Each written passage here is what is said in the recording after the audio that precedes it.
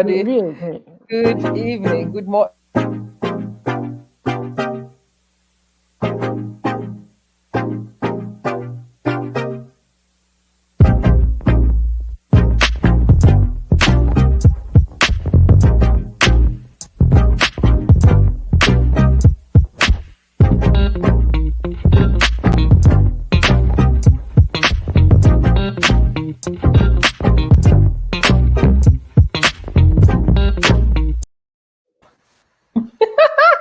Hello, everybody. Good evening from my end, morning, Auntie Yas, and good to Good have morning. you. So today, it's one of those shows that you don't come if you haven't got your helmet on.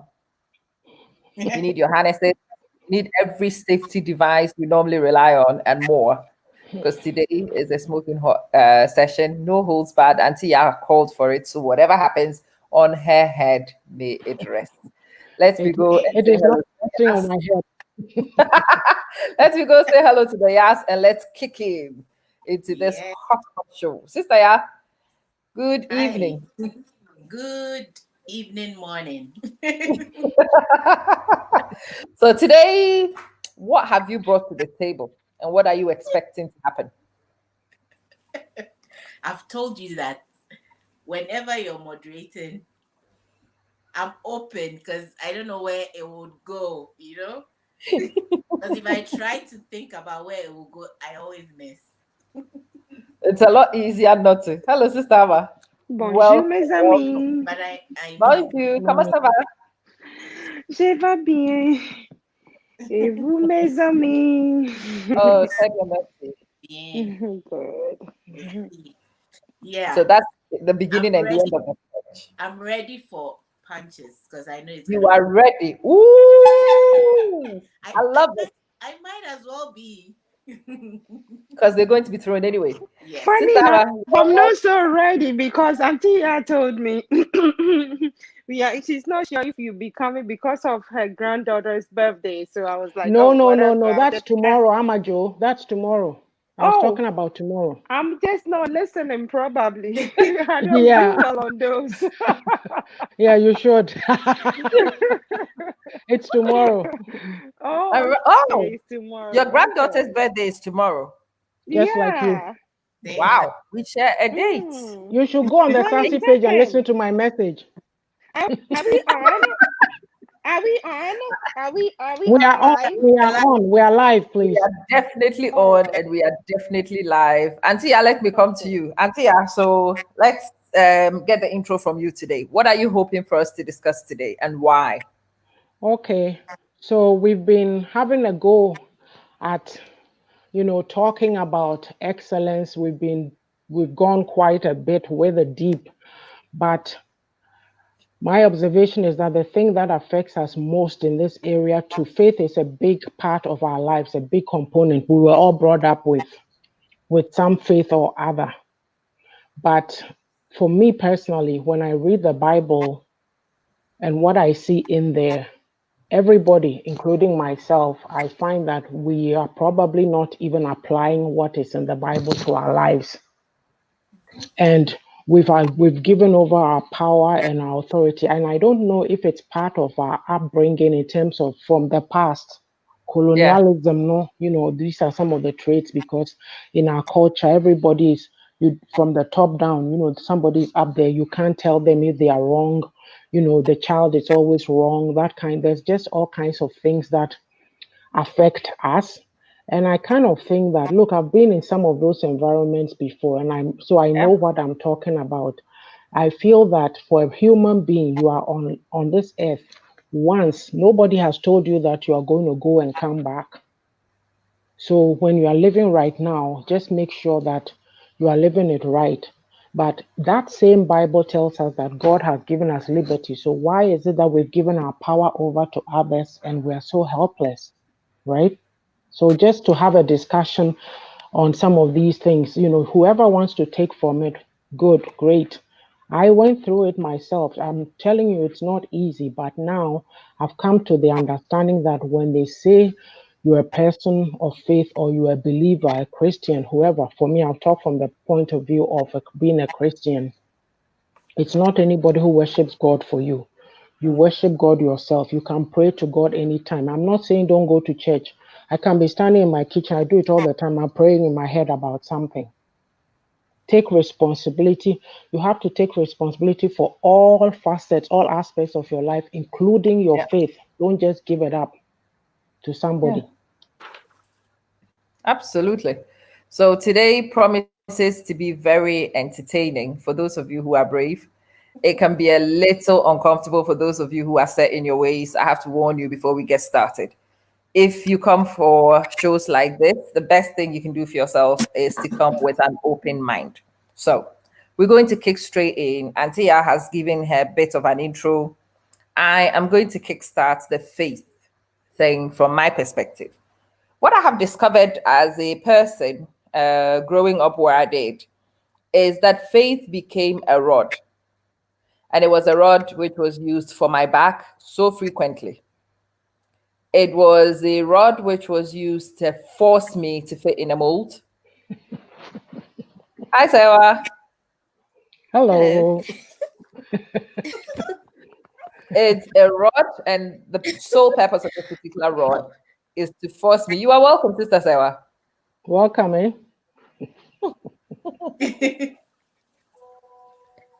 Can you hear us, my dear?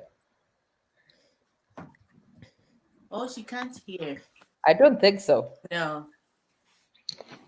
Are you talking to me? Check the mute. We can't hear you. No, I don't think she can hear anything we're saying. Okay, whilst Auntie fixes Sister Yeah. Sarah, let's continue with this intro. So for me, as a child, I remember going to the Sunday school, and I clearly remember as a very observant child that they told me not to sin, but they didn't quite tell the boys the same way.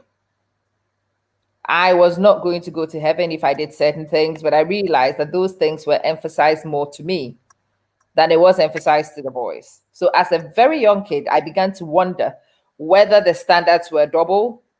Did we all have the same criteria for going to heaven? It looks like the men can be forgiven iniquities, but the women will burn at the stakes instantly. And this observation I probably made around age 10. So I started actually paying attention to what people were saying to me. And I began to observe that certain people focused on certain things in the gospel. Welcome to the crazy big Oh. talk. Ooh, Yeah, what's that? it's birthday party extraordinaire. Hey, be quiet. You. It's me. Sorry. I was editing something. It just popped up. Oh. Apologies for that. Oh, Sister Sewa has gone. Please find her and bring her back. That is on the wraps. You'll find out what that is this evening when I'm done with it. But anyway, I realized that I was going to have a battle on my hands with this faith. Okay. I had my faith, I had my beliefs, I knew God personally, and the way I read things in the Bible was not the same way people were interpreting it.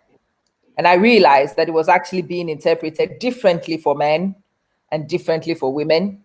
It's one of the reasons why I wanted to read the Bible myself and to find what it actually did say. And I came to a conclusion. Many of the people who were working with me had linguistic challenges. I'm refusing to say that it was done out of malice. They couldn't read the Bible and understand the Bible. And because they were interpreting it with the linguistic limitations, they were reading gender into places where there shouldn't be gender. They were reading extremism into certain things that should not be extreme. And they were changing the perceptions of what the Bible was. And I was very aware of this even as a young child. And so I've described myself as a pragmatic Christian for a long, long time. I believe in biblical principles, but I do not agree with other people creating a mold and forcing me into, because the molds are usually based on their interpretations. Now, let me come to you, Sister Ya. Have you also had an experience of this? What was your experience with faith coming through the ranks? Oh, my experience. I'm surprised at that young age you actually started Yeah, thinking that. Yeah, yeah, I didn't. Well, I was brought up in a Christian home, so definitely, it was like by force. And then until I went to secondary school. And then when I came back home, I think after my first term in Form 1, it was a Pentecost. No, it was actually Pentecost church. So you know this scarf thing, I hated it. So it was like I was just going to church because my mother wanted me to go.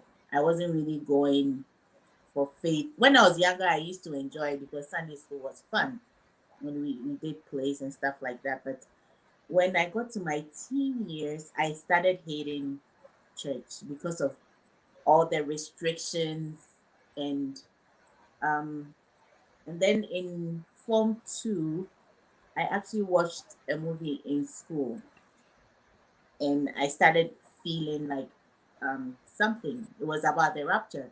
So I think it was more fear at that time because the rapture, I was thinking about being left here and going through the tribulation and all that. So I converted. But now thinking back, it was more fear than actually having a relationship with God because it wasn't about having a relationship with God. Nobody told you that.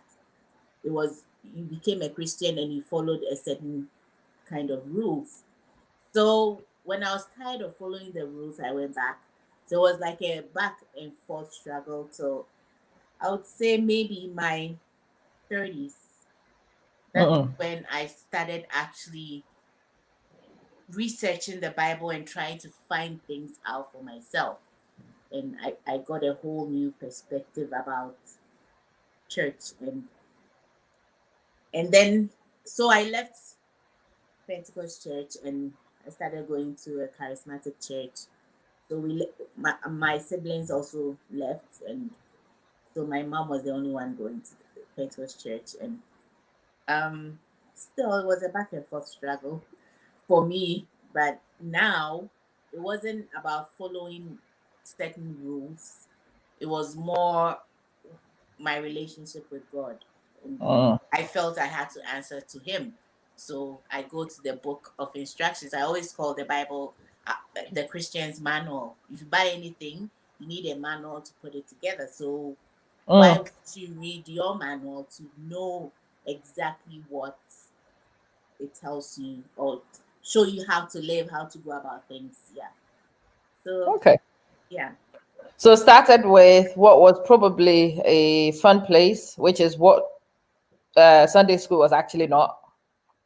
And then because Sunday school was not what it was supposed to be, when you actually begin to question, there isn't any substance to work with. yeah, And then you have to go on self-discovery to either move away or to affirm. yeah, And in your case, you'd affirmed. yes, But I suspect you've affirmed on your own terms and might not necessarily be on anybody else's terms, right? exactly. How did that go down? Well, you know, in my 30s, I think that's when I started hardening my heart. Like, I didn't care what anybody said. I just Mm. go on whatever path that I wanted. And even when I came to Edmonton, I didn't go to church for a long time. No, that was when I finally came. Yeah. I went to a church and it was horrible, experience. However, when I came back, I actually did not go to church for a long time. And then there was a flyer in my mail. And what drew me to the church that I'm going right now is that they said we're all working on ourselves. We're All not. right. And that caught my attention because nobody's perfect. Yeah. Mm. Yeah. Okay. Can I So, pop in? oh yes, Auntie, I was coming to you next. Yeah, you Yes. and I, we have to sit down and compare stories because we seem to have the same stories. I also didn't go to church for a long time when I came here. Long Yeah. time. Yeah. Anyway, I'm ready for your question. All right. So, Auntie, Hmm. same question. I want to know what your experience was, Hmm. what observations you made, what journey you've been on to arrive here. Oh, for me, it's this thing that I tell you, like I know from coming being in the faith here, and especially amongst our Abrofu people, they'll tell you that, that your children, you can take your children to church up to a point, but they need to find their faith for themselves. It's not like you can tell them what to do, because I find that a lot of people, there's this man, even he was very prominent in the Pentecostal circles, and his son was not in church, and it's something that he prayed about constantly. But when I heard this, I didn't judge him, I didn't think anything. But if you bring it to us culturally, you can imagine the things that people would say. So for me, I come from the type of faith or religion that you get beaten over the head with it. It's in the Mm, home. Like just think about it, even in secondary school, whether I'm saying that as for Ghana, whether you want to be a Christian or not, you will be, because so we called it so called, I'm putting it in quotes because you see it on cars everywhere, music blaring, posters, so it's all over. In fact, I was so shocked last year, or was it 2 years ago, when we went to Ghana. Um, it seems like every junction in my sister's neighborhood, or maybe I'm talking of, like, she lives in Bachona, so Spintex, Nungua, that whole, every block, if I can call it that, there's a church there. I'm like, hey, what is going on? So it's this thing of being beaten over the head with it in the mm, home, by force. Yo, so bomb pie, so you say. My father was not like that. He was more laid back. But my mom, she came from a Presbyterian background. Like her father was a you kind of saying a Presbyterian. If I'm just saying it not for the sake of throwing titles around, but that's what it was. I believe he was the first Presbyterian general manager of school. So you can imagine that strict upbringing, right? So yeah. into nyame nyame, and a lot of us do that as parents. Well, not, I wouldn't say me personally. Me, I'll talk to you about it, but the rest is up to you. But it's almost like you are being forced into that mode. And for me, it was up and down. I did Bible knowledge. So whether I want to or not, I would know the Bible left and right. Okay. There's this lady I work with. She's a believer. She's a Christian. And I used to tell her that when I was young, my dad bought, as you know, the classic Bible, children's Bible with all the pictures. So I said, up to today, when I read the Bible and I get to a certain stage, I see the pictures. When you Yeah. say Jephthah, I see his daughter coming. Yeah. When Yeah. you say the Bible guys, stories. Yeah. yeah, the guys who went to Canaan and brought back the fruit, I see the fruit, Moses Yeah. and the rest, everything.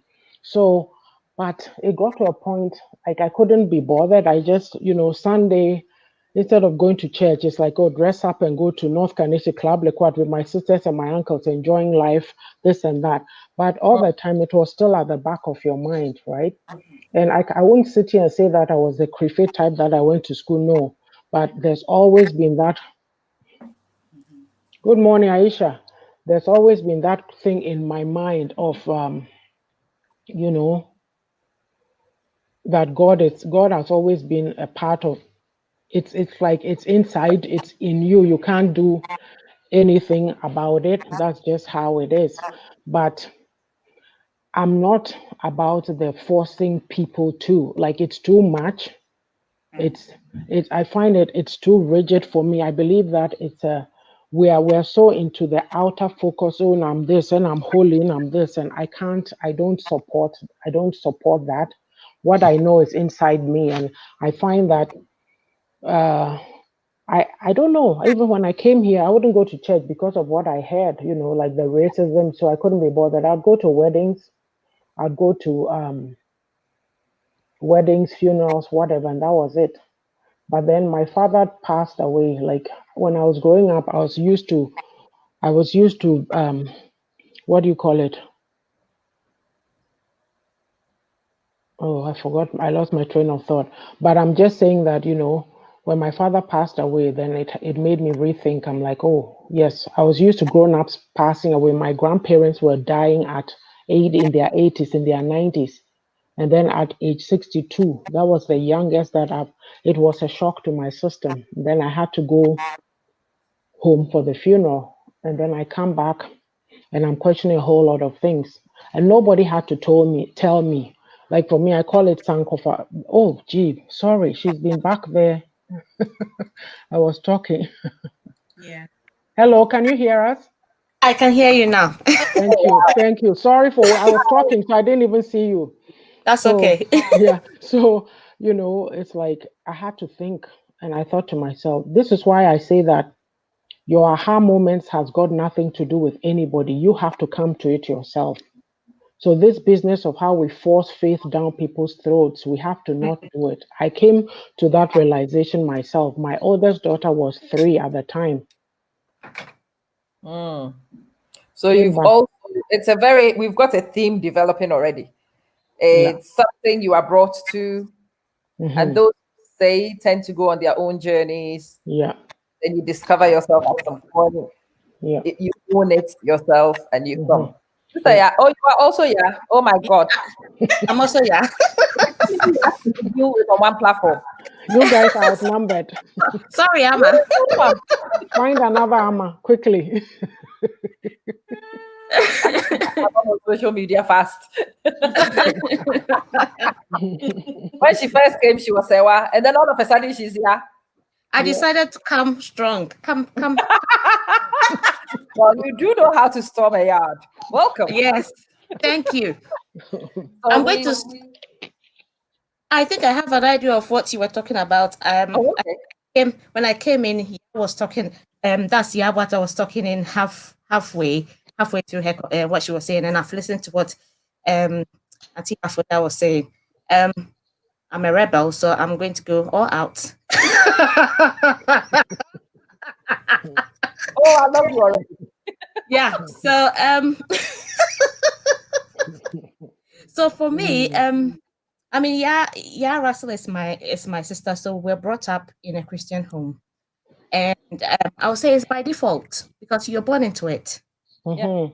I'm the type who I'm quite inquisitive, so I read a lot.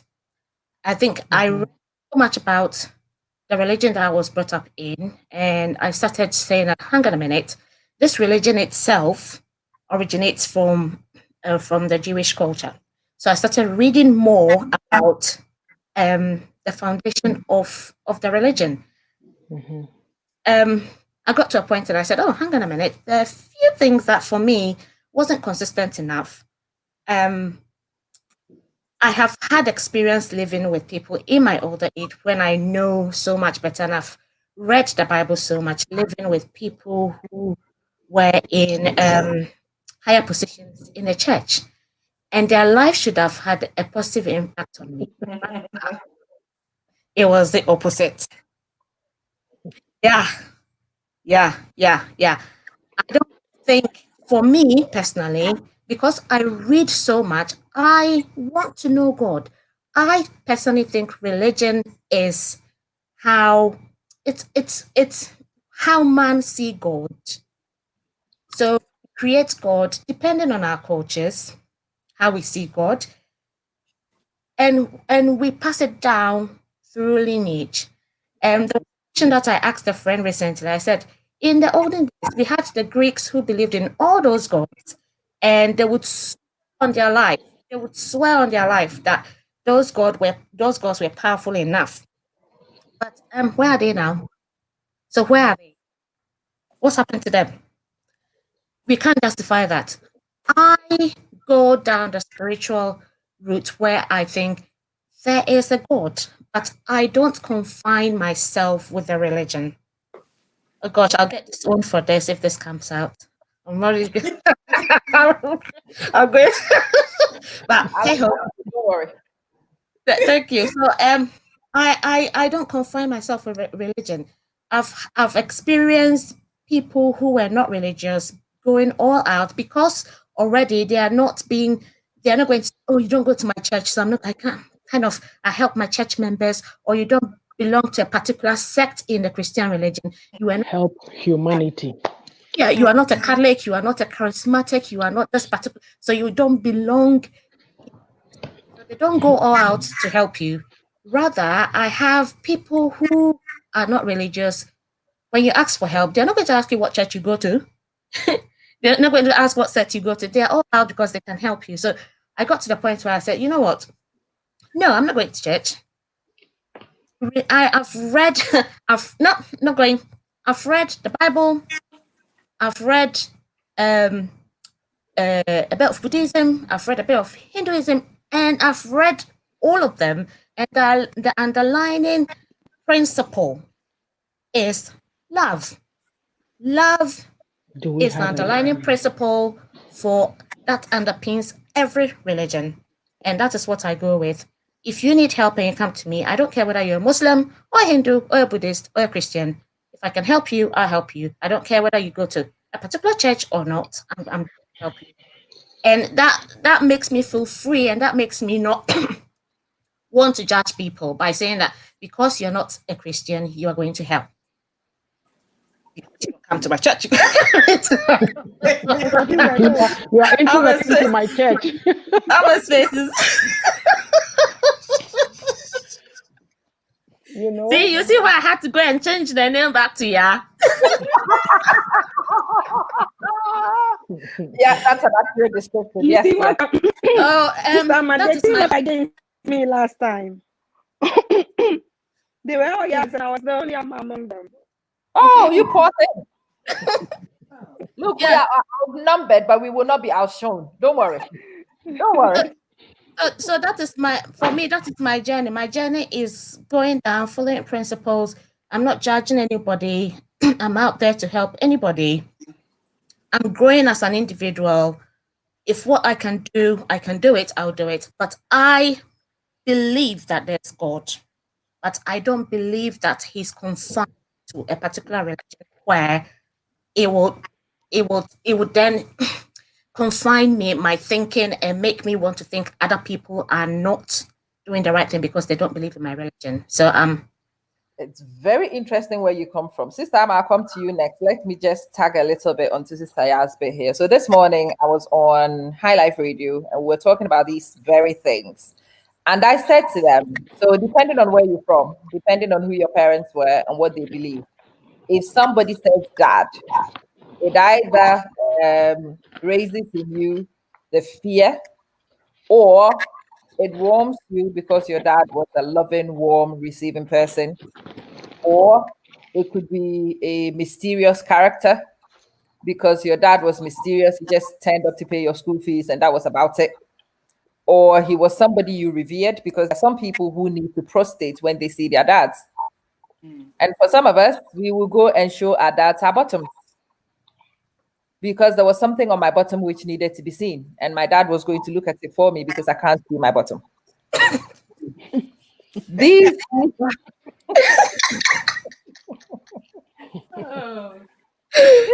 on my bottom. Who and my dad is available. Who's looking at my bottom? See, that's the relationship I had with my dad. Because that was the relationship I had with my dad. That's my perception of fatherhood. It's the same baseline I'm expecting of my husband. Okay. If you were subject to a tyrant, tyranny is what you think is fatherhood. But that doesn't necessarily mean that that's how I should see fatherhood, because my early experience determines the way I think fatherhood should be. Some people expect a father to be a dictator because that's what they know. But the basic premise is all these men are men who sired children. That's what they have in common. But your perception of this person is determined by where you come from and the experiences you've had. And it's the same thing with faith. When you think God should be a punishing God, it's because your father was a punishing father. And that's the model you know. When you think God is an enforcer, your father is an enforcer, or the male characters in your life are enforcers. And so that's what you project onto God, isn't it?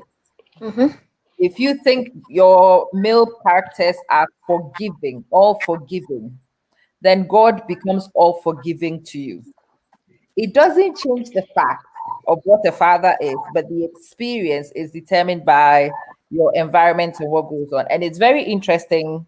I was telling everybody here before that as a kid, I realized the perspectives was going to be very different and people were going to force their agendas on me. And I realized that it had very little to do with me, but it was to do with these people and the experiences of God the Father, the way they see their Father.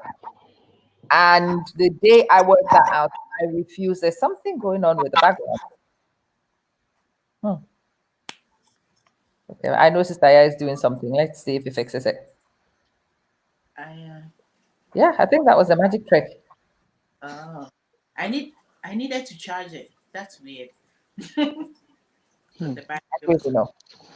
I don't know, but it seems to have settled. Or is it back? Is it not back? no.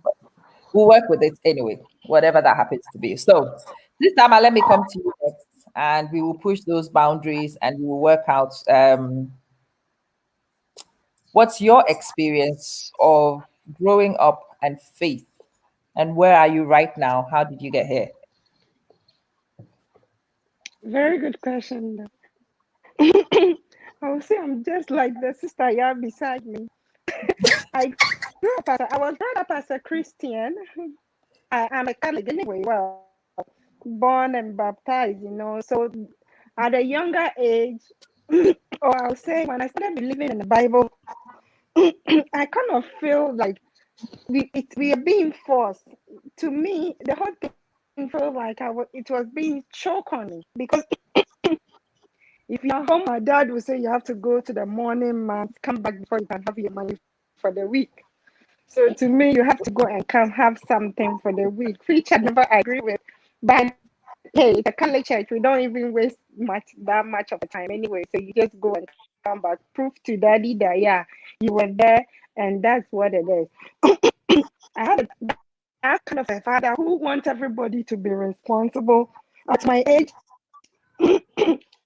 when I'm sleeping, I can't really have a nap. I'm sorry. I can't really have a Water. nap and feel relaxed. It's like I'm having it up and I wake up. Hey, life is passing you by. You see the kind of daddy I Sama, have. I am so sorry. Let me butt in a little bit. Ladies, can we all mute ourselves and just let Sister Sama speak? And then when it's your turn, you unmute and speak for me, please. Yeah? So we cut back on the feedback. Sorry, Sister Sama, please continue. Okay, so it's like life is passing you by. So to him on Sundays, you have to go and do what you have to do for God. Kind of put it back in my head. Okay, I have to do something for God. And apart from that, you have to do something for yourself. For my dad, once it's, I don't know, 6:30 and the sun is up and you are sleeping, he will say, life is passing you by. Other people are having their life and you are sleeping. Life is passing you by. So with all that, with the faith, I was like it's telling me that if I'm sleeping, I have to wake up and say, what did I do? I just have to intentionally leave a dirty dishes on my sink simply because in the morning I have to have something. You get it?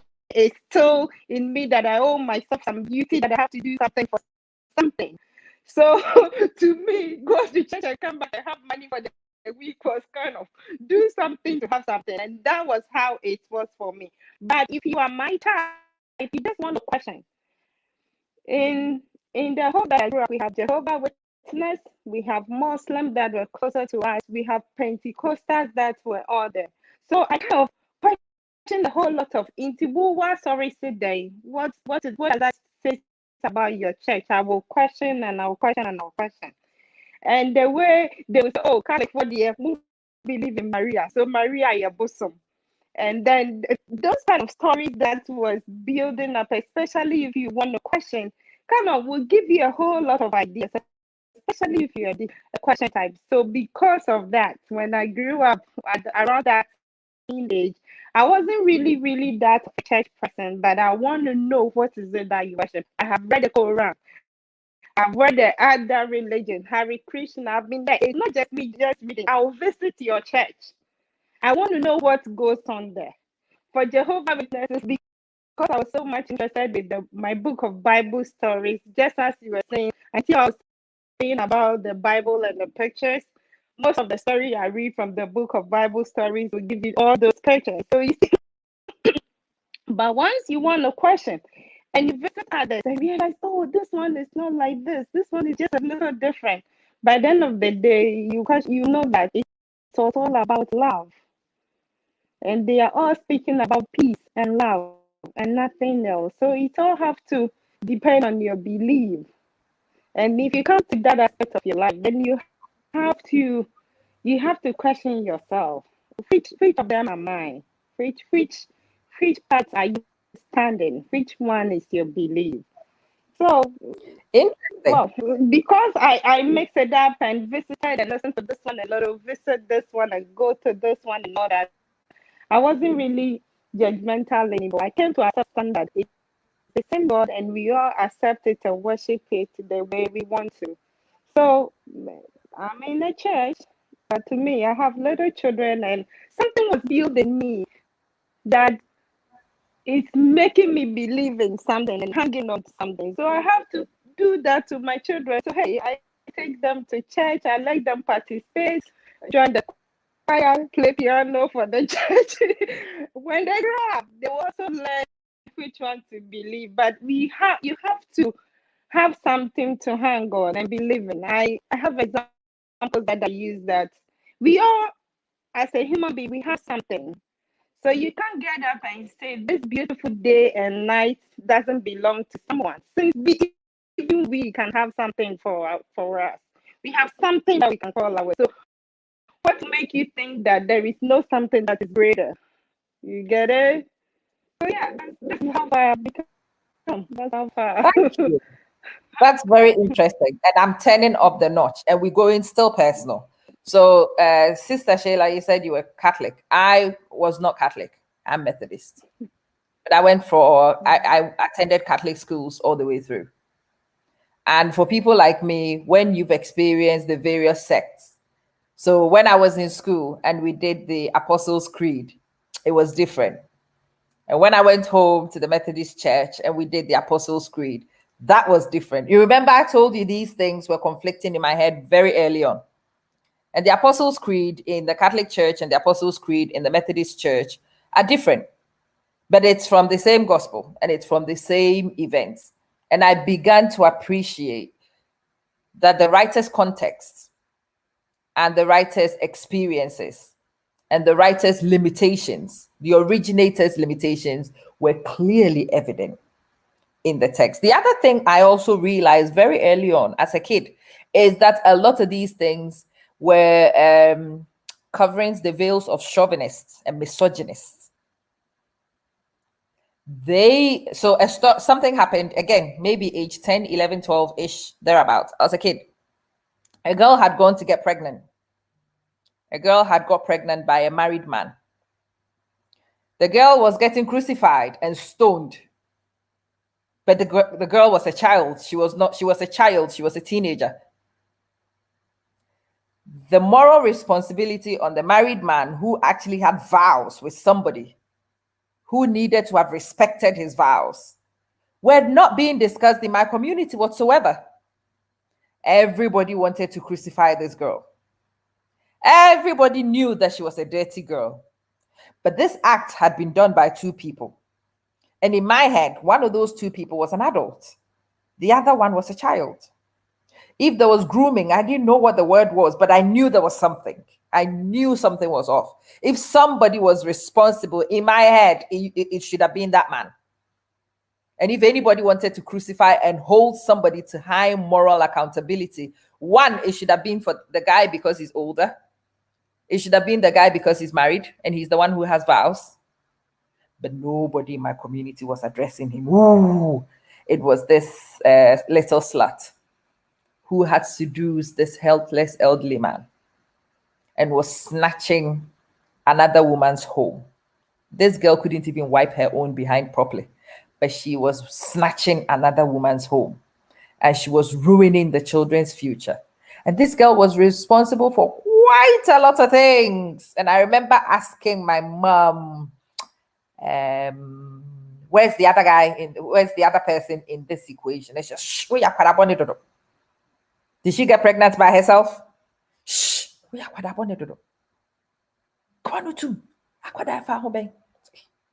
will be about she's the only one being discussed, and she's a witch.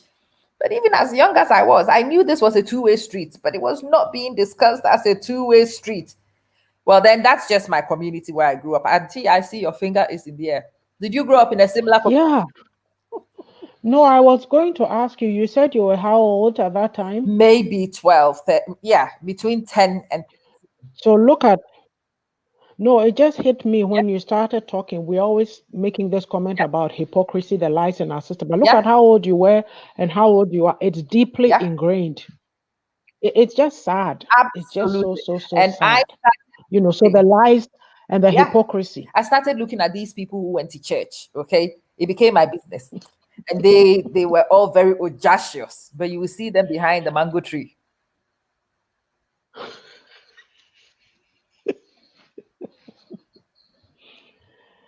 Wow. I'm I sure. don't know. I've not said what happened behind the mango tree, but I saw them in the mango tree. And then 5 minutes later, the Bible was under his armpit, and he was preaching to me, a good kid. And I'm sure at that time when we were questioning, there will be I don't know podcast, and then I will be Oh, starting, I right? didn't even question those ones. Even as a kid, I used to look at them like with your double standards. I really had a look on my face, and it was a look of contempt now that I think about it, because I had seen them behind the mango tree. I had heard what they were discussing. I've told you about my dad's sofa. I was a naughty kid who sat under the sofa and listened to all the gossip in the community. I knew what had happened. I knew what they had come to confess to my dad, that the Bible was firmly under his armpits and he was preaching. And I looked at these people like bleeding hypocrites. Bleeding Ama, you learned a lot under that chair. You have no idea. A lot of my perspectives, Oh boy. perspectives come from under there, because what I heard was actually the truth. People actually did come and they told the truth as it was to my dad or my mom or whoever. And when they finished, they also picked up their cloak, they put on their mask, and they went back into the community, into their lovely acting roles. And as a little kid, I used to look at these people and shake my head. And if, in fact, if there would ever have been a time where I would have left the faith, it would have been then. That But time. thankfully, I was young. Leaving was not an option. I was just looking at people. And then by the time I was old enough to maybe act and decide to go, I had actually come to understanding before. I had actually worked it out. It's a personal thing. And if a person wants to be hypocrite, you leave them to it. Because I read in the Bible that I am not the judge. I don't have to worry about these people. That I do my own and I do what works for me. And I make the best of what I have. And if I find myself short, I apologize to dad on the toilet, which is where I speak to God most of the time. Yo, dad, I know I need about 30 minutes to empty my bowels. So that's where God and I will have I that. need to drop this one in. I don't know how to drink. So one day my friend came for a visit. They were all drinking, and I was like, today, you know what? I just have to try. So so so I got into it and I drank a lot. I realized life wasn't really as I thought it to be. I was feeling depressed and everything. I was in the washroom, and you know what I was saying? God, please, I will not do it again. Don't let me die. I will feed 5 orphans. I begged God that day. I mean, I was God, please, this will be my last. Never again. It's very interesting. But ladies, let me come. So this is the hypocrisy aspect of it, the double standards from my community. And I will tell you the struggles with it itself as we go along. But let me come visit you for your communities and your experiences. Did you also see action, Sister Ya, behind mango trees and other trees in your community? Did you observe any double standards, and how was that for you? Which of Oh, the Sister Ya YAA'S? was so first. I forgot there are 2 years. So by too many Uh-huh. years. I would say that okay, something I went through, but I didn't go through because of my second part. This is the case where Christianity is supposed to be about love and us going together or whatever, developing each other. But if, let's say, you go and fornicate, as they will put it, and they find out, then you're like secluded to the back. You can't come to the front. Like that thing really, like it used to bother me a lot. Like, So now that the person has done wrong, who should go and help them come back? Like, I used to ask myself that a lot in my mind. Like, if you're making the person seem like dirt, like who should an outsider go and help the person grow? And this guy was behind the mango tree last night too, but he still had. So, like, that was one thing that used to bother me a lot. How?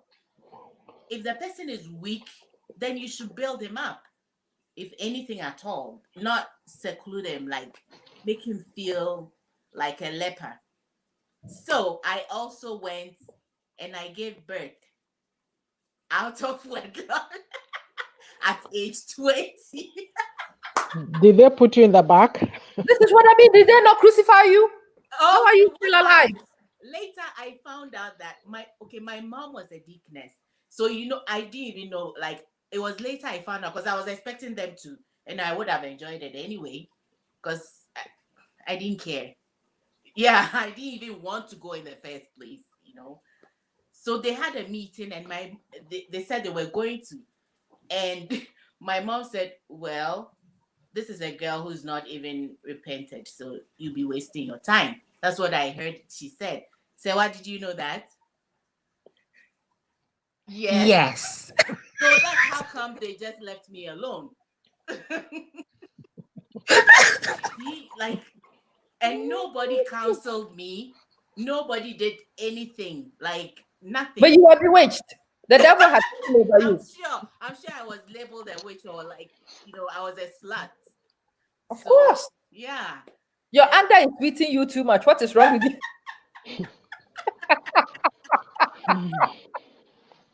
Woo, this is very interesting. Yeah, it was quite something. I am fascinated that you're still here and alive and didn't get stoned to death. Tell me how you survived. I guess my mom saved me in a way, so they just left me alone, and I'm sure I was like written off, kind of. I think Right, they have given up. Yeah, that's what saved me. I was a write-off. Okay. Hope for me, because I don't know. There was a lot going on apart from this pregnancy before. Like, I was really, I don't know, kind of rebellious. I was just doing my thing, and I did whatever I wanted to do. Because when I come, you're either going to beat me or yell at me and not talk to me for about a week, and I didn't care, actually. So I guess, so it means that the heart was hardened before then. But as I always say, it was all from when my dad died. Okay. Because, and this revelation was, I actually got to realize this in my 30s. That's when I got to realize how much it had affected me without me actually knowing. Yeah. Because Yeah. nobody actually talked to us about how we felt about our father dying. I remember. I'm sorry. No, wait. Slow down. I want to clarify. Did you say the word feeling? Do we have them? We have feelings? Really? Feelings, yeah. It's I don't know, but yeah, nobody. The only thing I remember someone telling me was that my dad didn't want us to cry, and he also said we shouldn't wear black. So we only wore black for just that day, and we didn't do the black thing. But and telling me that he didn't want us to cry, I felt I was the eldest, so I should not show anything at all. Yeah, well, feelings are messy. Why would you have them? Seriously? So everything was bottled up till in my 30s, when my then husband did something to me, and it was so painful. When I was crying, I wasn't thinking about him, my husband. I was thinking about my dad. So that's when I realized that, okay, this is what is happening. And this is why I was going through all those troubled times. I was being rebellious and all that. So I think the church is failed us. Like what they should have done, they did not do. If you see someone is troubled, you don't alienate them. I think that's the time when you bring them closer. No, please. No, listen. No, you have your infectious disease. You are going to stay the hell away from us. You will not come and infect our very perfect little congregation, and you will not ruin it for us. Okay? Okay, Amma. Good. Yes, Antia. So what you are describing, okay, like when Sewa spoke, she was talking about how she's, read and knows about the other religions, Yeah. and the bottom line is love. What you're describing in the Bible, see, we say we are believers, we are Christians, but the behaviors were Pharisees, because the Pharisees were standing in judgment always on others and were not practicing love. So that's why they hated Jesus, right? Because Jesus it's the riffraff, the so-called riffraffs in our eyes that he associated with. And that was a no-no in their eyes. So what do we do? That's what's happening.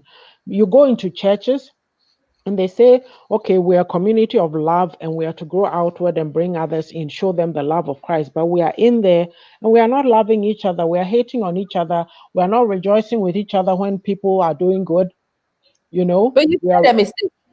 No, we didn't ask you to go bring anybody so we can show them the love of Christ. We are just showing them the judgment of Christ. Okay? Before he okay. comes. Okay. That's But who what are we you do. to judge? Did he make you a judge? But we are righteous. We are more righteous than you. No? Oh, okay. Apologies. Sister Sawa, let me come. I told you, ladies, before we started this, I want it to be very deep. I want it to be very personal. I want it all out in the open because I want people who've walked our journeys to realize that that's the common rhetoric. This is where we all came from. There are some parallels you can clearly pick up from the conversations, and we did not grow up in the same place. In some cases, not even in the same eras. But it doesn't seem to make any difference where you were. These were the general beliefs, behaviors, things that were enforced, which made people's lives difficult. Sister Sawa, let me come to you too. Hey, today I'm going to release bombs. Hey, So hi. Wait, let me. I say hi back. Hi, Otiba. I'll talk to you later. So I remember going to secondary school, and in my first, second, and third year, I was in the SU. Right. Yes, I was in the SU, and the SU, we've got a chaplain who will be a teacher on campus who would oversee things. So this particular person was very good friends with my mom, and because my school was in the locality where I live, he would sometimes go and get if I ran out of money, pocket money or things, I would mention it and probably goes to town and he'll pick it up for me. I remember one day after this teacher teaching me, he said, "Oh, I need to give you. I saw mom and I need to speak to you." Well, you could have spoken to me right out the door, but no. I had to walk with him to his office. So got there and he said, "Oh, I've not given you a proper welcome. This man wanted to kiss me."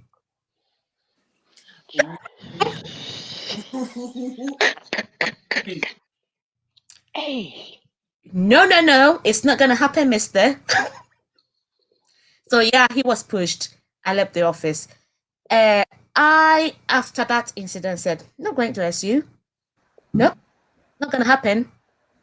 So already I was questioning things. So I remember it used to be the Sister, old yeah. system that from for, oh yeah, I'm saying it all. So, So sister, yeah, wait, wait. Wait, please yeah, wait. Because this one I'm very interested in. good. You So want me to? you remember the mango tree people in my community? Yes, They had cousins in your community too. yes.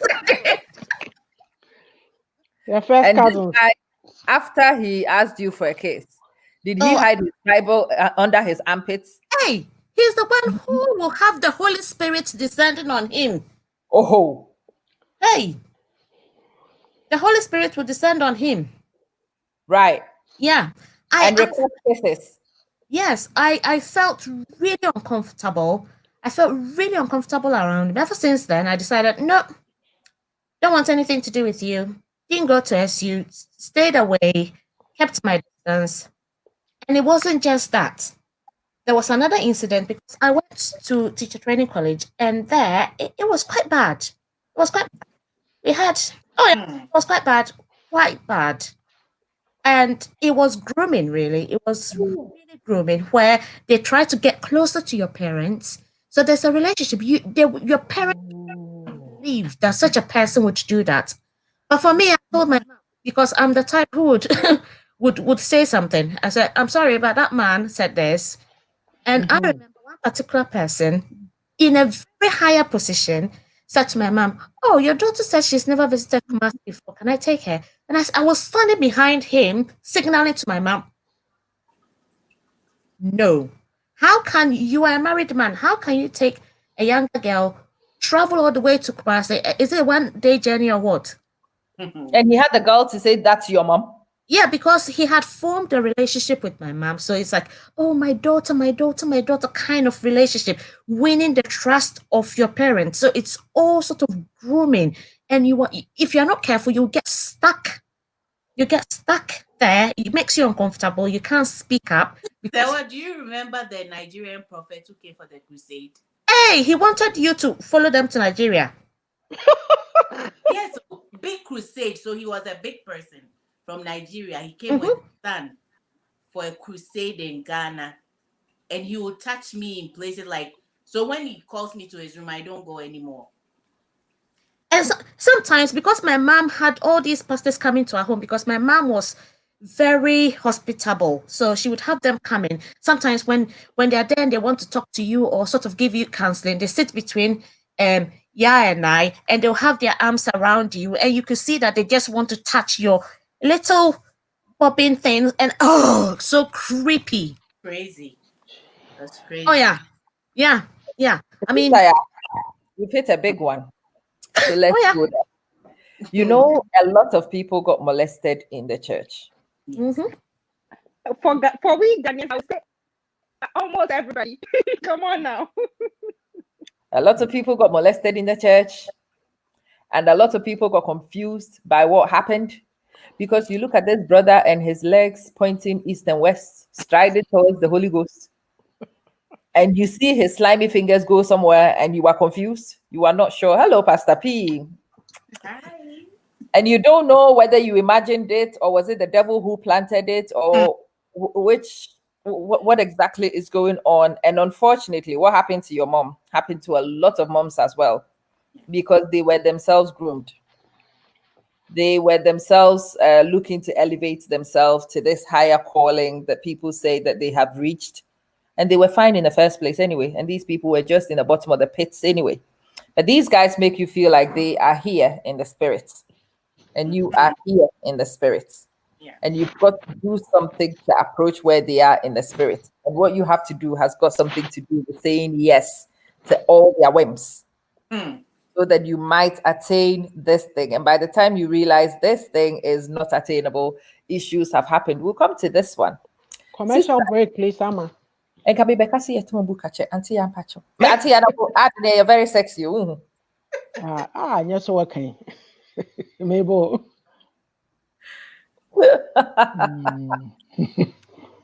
Let's go. Where am I? Okay.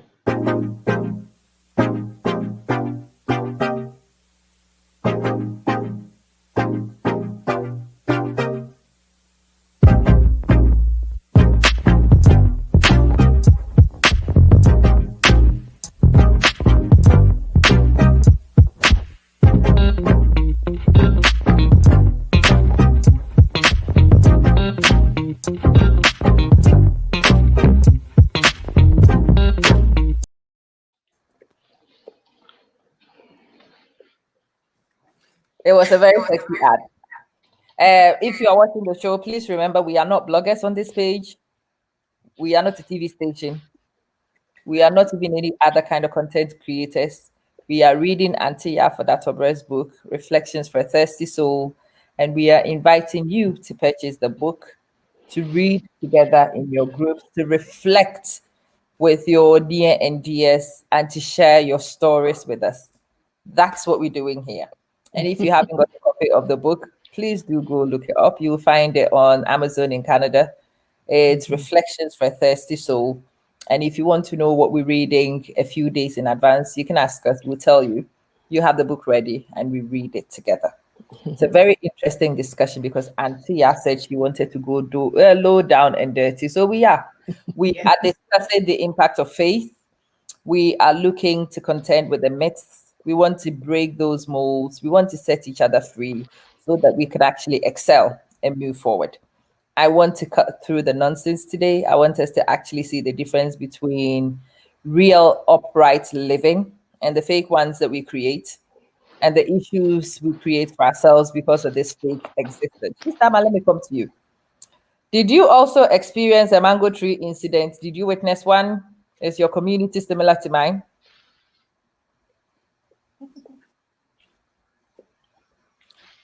Oh, I think she's muted, Antia. Hold on. I'm coming. Yeah. Am I good now? Yes. Yeah. Yeah, a cat kid who wanted us to take our first communion together with my friend, a neighbor friend who also happened to be a Catholic, wanted us to go to the practice by force and have our first communion. So, so it's like because I wasn't just that of a churchy type, that was why it took me that long. I would say the rest that were kind of much into it where got a chance to do it, but it's only me and myself on this. I'm not going. So it took a while. I think somewhere 13, 14, she came in and wanted to push us to go have our first communion. We have to go. So he decided to give us a ride to go to church in the evening to go. Not knowing he came with his own agenda, but he was, I have this kind of soft air around me. I know it myself. So it kind of makes people underestimate me when they see me around at the first time. You see my niceness and you will not see the real me, which I love so much because I can be too. I own it to add to myself. So this pastor is seeing the nice side. So he's taking advantage of that. He's pushing his limits until one day, out of nowhere, he said, okay, since you are not, I'm trying to get you closer to God and you don't want to. But she changed the story altogether. Then I was, okay, so if it's like this, if you are forcing me to be like this, are you forcing my other friend? He told me, oh, she's so submissive and she does everything I like. I was, oh, is that so? Okay, I'm going to ask her if she's doing everything you like. So I went to my friend and asked her, believer, this cat is want to touch me in a way I don't like. Is she doing the same thing to you? Is he doing the same thing to me? And believer was, yes, he's been doing the same thing to me. And I was, why are you allowing it? Believer is saying, I'm afraid of my father, so I don't know how to stop it. I was, you're afraid of your father. Me, I'm going to my father. I'm going to tell my father I'm not going anymore. And as a matter of fact, I was able to tell my father, cat kids want to touch me the way I don't want. And that is why I'm not going again. My father did not question me. But unfortunately, I think believer was one way or the other pushed to go. So that was how it was. And because of my experience, I know majority of us out there, like sister, the third sister said, they will come and make friends with your parents. So they will not question. Your parents are so much involved with them and trusted them. So whatever it is that you are saying, yours will not be listened. And that has been our problem. And I'm telling you, Sister Amma, or anybody at all listening to us, that all those of us who were being forced to go to church one way or the other have this story to say. My question about religion started long ago because back then, if you are in abroad and you want a wife, they will take a picture of you, send it to the man, something like that. That was what they do, right? So in my house, in our house, there is a deacon, a Pentecost elder who was there, who was one of the biggest elders then back home in Ghana, in Korea. So this they selected about 3 or 4 beautiful church members that take their pictures to send to America, and just to marry the pastor's son. And one of them qualify among the 3 or the 4 of them. So the one that qualified, they did the man didn't come down, but they did the marriage, or they did marriage counseling. And our house is where they will come for their marriage counseling and all that. So when it comes to Pentecost church, I kind of have quite a lot of knowledge about them, how they do their counseling and stuff like that. I don't know if it have changed now, but how it was done back then. So this lady was cancelled. They did the marriage, and then finally the man came down, and everything was beautiful. But what I didn't like was after the man left, it was just a short period. If I'm not mistaken, I think it was just a week or 2 occasion for the man to be down. But after the man left, the way she was treated was something I never liked. I hated it. I hated it. I hated it. And I think I started seeing marriage in a wrong reasons because of what I saw in what that lady went through. She was maltreated and maltreated. And I'm questioning myself. They are pastors. They pray. As I'm telling you back then, Pentecost people will wake up very early in the morning, and then they will make their morning devotion, and in the afternoon the same thing, and in the night the same thing. But the way they treat this, they can have a whole bunch of people that can live in with them. But these people, even the people living with them, are treated in a different way altogether. So you question yourself. If you have my kind of mentality, you'll be questioning yourself, what is it about this religion? Woo! Why is it that even people living with them are not being treated the way it should be? How is it that this lady who out of nowhere, who did not, who I can tell was not even in love with this man, got married? Why was she treated this way? So it's a whole lot. It's a complex. I won't lie to you. You are throwing punches, deep punches, but let's actually knuckle it down. So what you were actually describing was catechism. I don't know about the community you grew up in, but the one I grew up in, catechism was a big problem too. Because when children went to catechism, there were 2 sections of catechism. There was the general catechism, and there was the other very refined catechism. It was only the big, more bodily endowed girls who were going for the inner sanctuary catechism. The small, skinny, tiny ones were on a general catechism. I had a very interesting childhood in a very interesting community. I don't know about catechism in your place, but sister, yeah, when children went to catechism in your place, was it apartheid catechism as well, or was it unified?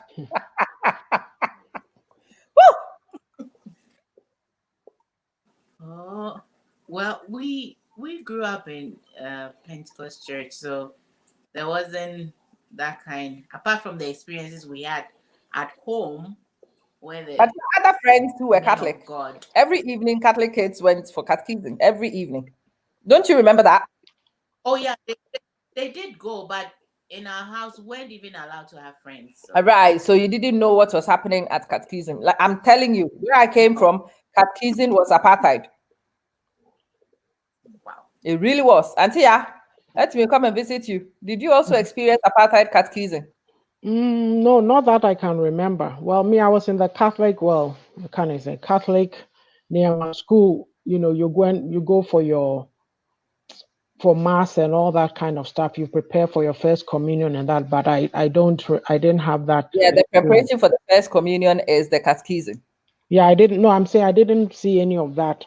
I don't. Right. Maybe I wasn't watching. Yeah, In the or I was evening. a skinny person, so I didn't. I don't know. You were not invited to the inner sanctuary. That's No, what the truth. I'm not. I'm not saying that there was an inner sanctuary. I'm just saying that if it was going on, maybe I wouldn't have been invited. Sister, yeah, let me come and visit you. What kind of kid were you? Were you the skinny kid who would have been invited in or left outside, or would you have been in the inner sanctuary in this apartheid one?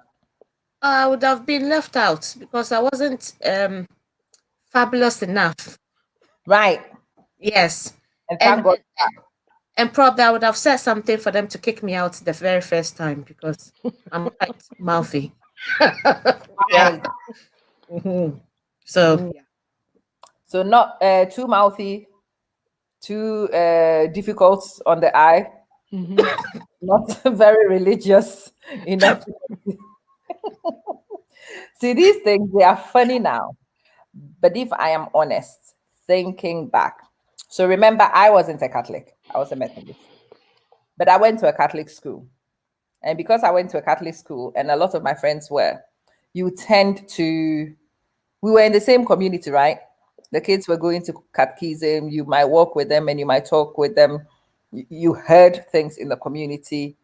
There was always one father in particular with a few stories in every community, too. I've come to discover. And these things were never brought in to the fore to discuss. If you dared to bring this up, and I know even people from where I grew up hearing this will recoil because you said the word father. I've not even named anybody, but I'm sure you know who I mean very well. It was no secret. Everybody knew, including the parents who were pretending not to know. They did know. Even the mothers who were refusing to acknowledge and were screaming Adaduya whilst it was happening. They knew. They knew what it was. They knew where it was going. They knew it was contrary to what is said in the very Bible we are all reading and applying. They knew it. But in order to conform and to look good on the surface, in order not for other people to categorize you, you had a dream about someone you know. Ooh! Oh, yes. Pastor P, no, the father would not go and talk to your mother. The father will beat you. The father will paint you black. The father will tell stories about you that everybody knows is untrue, but they will still accept and label you as the bad kid. Of course, Pastor P. Of course, Pastor P. I'm sharing these stories. We are going on these things because, again, I want us to draw a line. A lot of us have grown up thinking that there's something wrong with our faith. A lot of us are actually feeling that we are rebellious. We are not. We are just normal. It's ordinary. A lot of us know that what we are doing is not what the average person does. But having listened to just the five of us, you know that the struggles are the same. You do know that the standards are made high artificially by certain people. That's not even the biblical standards. And because you are trying to carve something out against this unreal standards, you still feel a little like you're not doing what you're supposed to do, or you're too radical, or whatever. We all still have those. And I really want today, when the session is done, that we all accept that we are adequate and complete. And it is just the Lord on Judgment Day who gets to finally judge. And until that happens, we are here trying our very best. And you would not let anybody else tell you otherwise, that what they are doing is better than you and that they are holier than you in some way, because none of us is holy. None of us is more worthy than the other. Some people pretend, some people create artificial standards. But in our heart of hearts, we struggle with the same things. So let's talk about the struggles, Sister. Ya. What are the struggles as a young person in faith, wanting to live your life, seeing all these men with the V-neck, V-waist, people beckoning and calling you in this apartheid community? What did it feel like? And what were the struggles? Thinking back, like it made you feel the very first time, it made me feel like, is there something wrong with me? Did I do something to make him feel that he could do that? Like, am I, because I've always loved fashion. My mom didn't like us wearing like mini skirts. I loved it. So sometimes you feel like maybe it's your fault. You've done something to attract them. And sometimes you are being told that. What did you do? So I don't know, like, I don't know. It's I think it lies on the like the environment, how your parents, because I didn't feel comfortable telling my mom that that was happening because I was scared that she would blame me, Yeah. you know. So I never told her. I just made sure that whenever that man was around, there were other people there. I never went to his room when he called me alone and things like that. But makes you feel, and then when it's done, it makes you feel dirty. Like, Sure. Compromised. yes, yes, Sure. it's a horrible feeling. And like Christianity, it's like even when you listen to a certain song, you're evil. Oh That's yeah. the problem for me because I love music. I love to dance. So I did it anyway. So I started going to the SU in high school, but I got to a point I stopped going because if I'm going to dance for the school, then it means I'm the devil. And I used to dance for the school. I love music, so I'd rather stay away from SU. But that shouldn't have been the case. So, yeah, I mean, you're muted. Oh, I have a question. In these SU people, when music was actually played in your school, what did they do? Cover their ears? They listen. Did they tap their feet to the same music you were dancing to? Yes, when we go for Yeah. Did they sing along as parties well? and stuff, they would. But they would Did make they you sing feel, along? oh, yes. They came for But they would entertainment too. hide. Oh, yeah. They pretended not to enjoy it, but they were enjoying it anyway. Exactly. You know You what was actually very funny? When I was in uni, and that's where the struggles were in tertiary institutions with the strikes and whatnot. mm, And there was a very interesting incident which happened that a very audacious sister suddenly, for no reason, traveled to London. mm, And this audacious sister didn't come back. But this Oh, audacious sister is one who was quite focused academically. So here I was on the East Street Market one day trying to grab a few things, ready to go back to Ghana, to uni. And I saw audacious sister with 4 times the belly I had, and I fell in a gutter and died.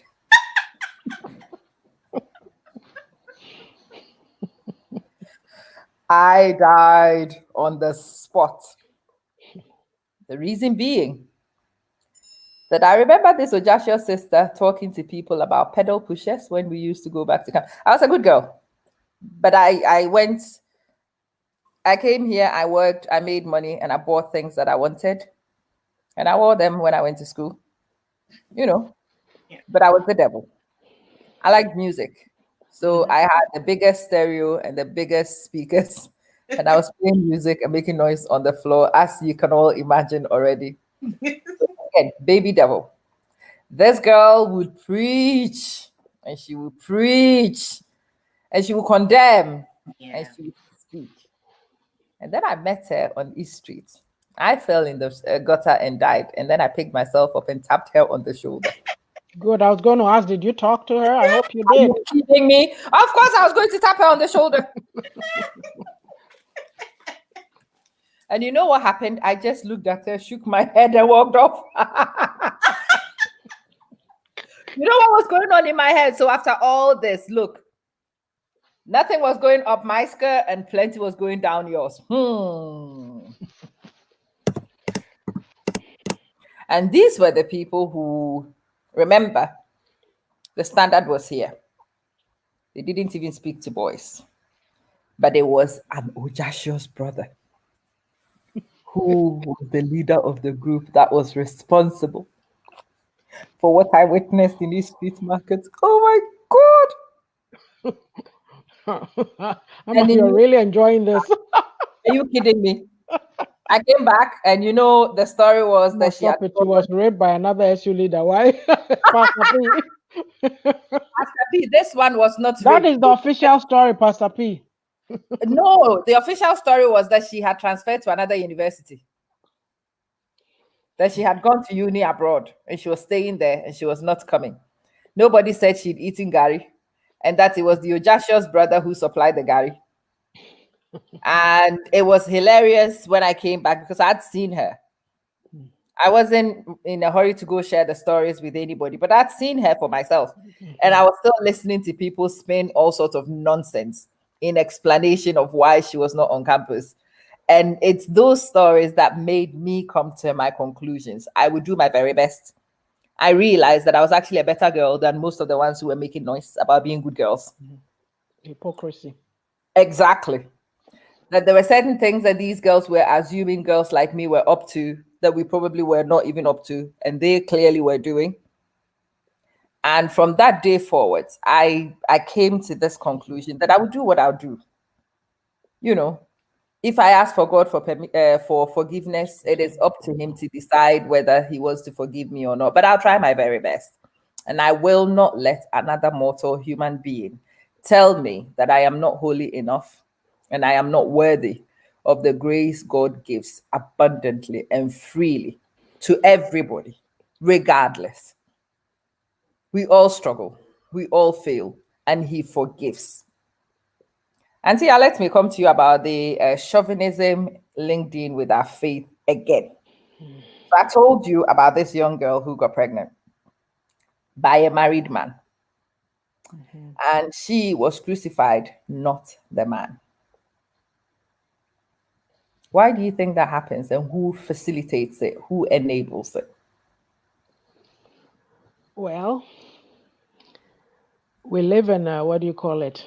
It's a man's world type thing. There's a patriarchy, and they want to enforce and maintain the status quo. And if you're a woman, I guess it would almost seem like you're a second class citizen, or your whole purpose is to, for being on this earth, is to pander to the whims and whatever of men. So women like us, even sitting here talking, people have a problem with it. You know, like you don't have an opinion, stay in the kitchen, what have you. I don't know. It's, for me, it's almost like it's one thing, right? The culture, the hypocrisy, and then we don't like truth. We don't like the truth when it's even staring us in the face. We don't want to acknowledge it. So, as we are speaking, how many girls or boys have been mishandled, manhandled by, um, you know, so-called pastoral authorities in the name of religion, because we are so, deep into our faith. We want to pretend that the things going on around us are not going on. There was a woman whose two children were, abused by the one pastor. And even like when you're listening at that time, when I was listening to the clip, because of the respect, new into the way one of the girls was talking loudly and being vocal, the mom was shutting the girl down. And because we live in a society where we are not taught self-confidence, owning our stuff, believing in ourselves, so we are not even able to advocate use. She on the Ninyame no awesome. Yeah. On the Ninyame na awesome. She doesn't want to know that there's a problem. Even you, the child, no, you are a liar. She'll take, I have this brother-in-law who used to make this joke that also there in the party, how did he put it that? Hey, Mamadi, if you tell her to put her bishop and God here, she'll take her bishop. We sometimes we seem to have what do you call it? We've substituted our pastoral authorities for God. Yeah, And absolutely. everything they do and say is, we're not looking to God, we're looking to a man. But we forget that that man that man is I don't know how to explain, a representative of God. You need to, even though you are going to church, they are talking to you, they are doing that. You also need to form. He's only helping you. He's only helping you in your relationship, pushing, helping to push you, but you need to do it directly. But like I always say, it would seem that with our people, we have become, I'll use my analogy again. You get to the doors of your church, then you take out your brain and you throw it outside the door. You walk in and the church takes you over, lock, Yeah. stock, and barrel. You need to think, you see, because like God has put something in you, and on this earth, your mind is your greatest resource, and you just give yourself over to another human being in the name of church rules. So they'll tell you, if you put on a skirt, you are a bad person. If you put on nail polish, you are this. If you put on hair this, you are that. So don't dress up. Don't do this. Boduku, do this, do that. Like, are you okay? Do you feel free? That same Bible, I read about liberty in it. So what is going on, right? Yeah. Very interesting, because you've taken me to the next bit.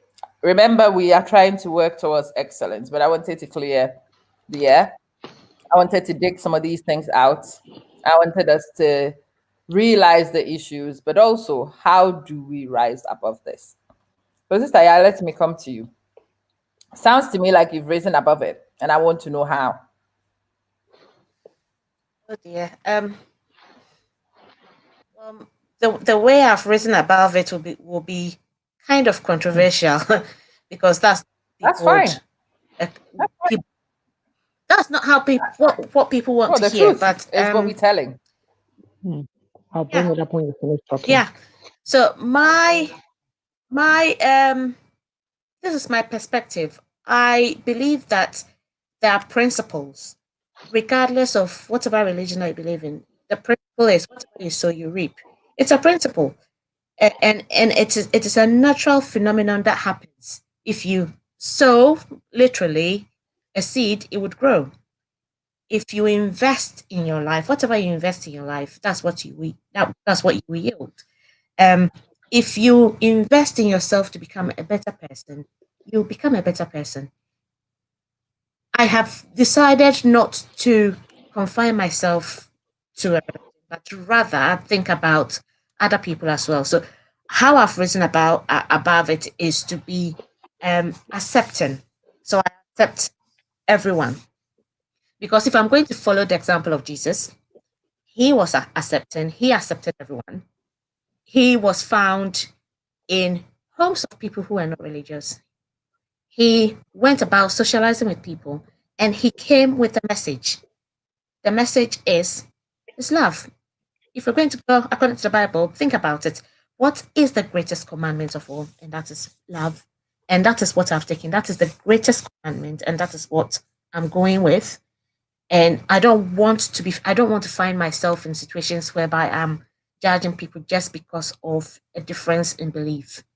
I want to be accepted, and that's how I've risen above it. And the thing is, I'm not going to say, "Oh, you are Christian, so you shouldn't do this." Hang on a minute. I have seen people going to church where if you're wearing a skirt, some of the ladies will bring their cloth and come and cover you um, in church. So this is where the hypocrisy is. If I'm walking outside and I'm going to work and I'm in my skirt, would you come out of your house and come and put your cloth around me when I'm walking to work and follow me to work with the cloth around me? Oh, it's acceptable for me to be in that dress then. So what's the big deal? Yeah. What is the big deal?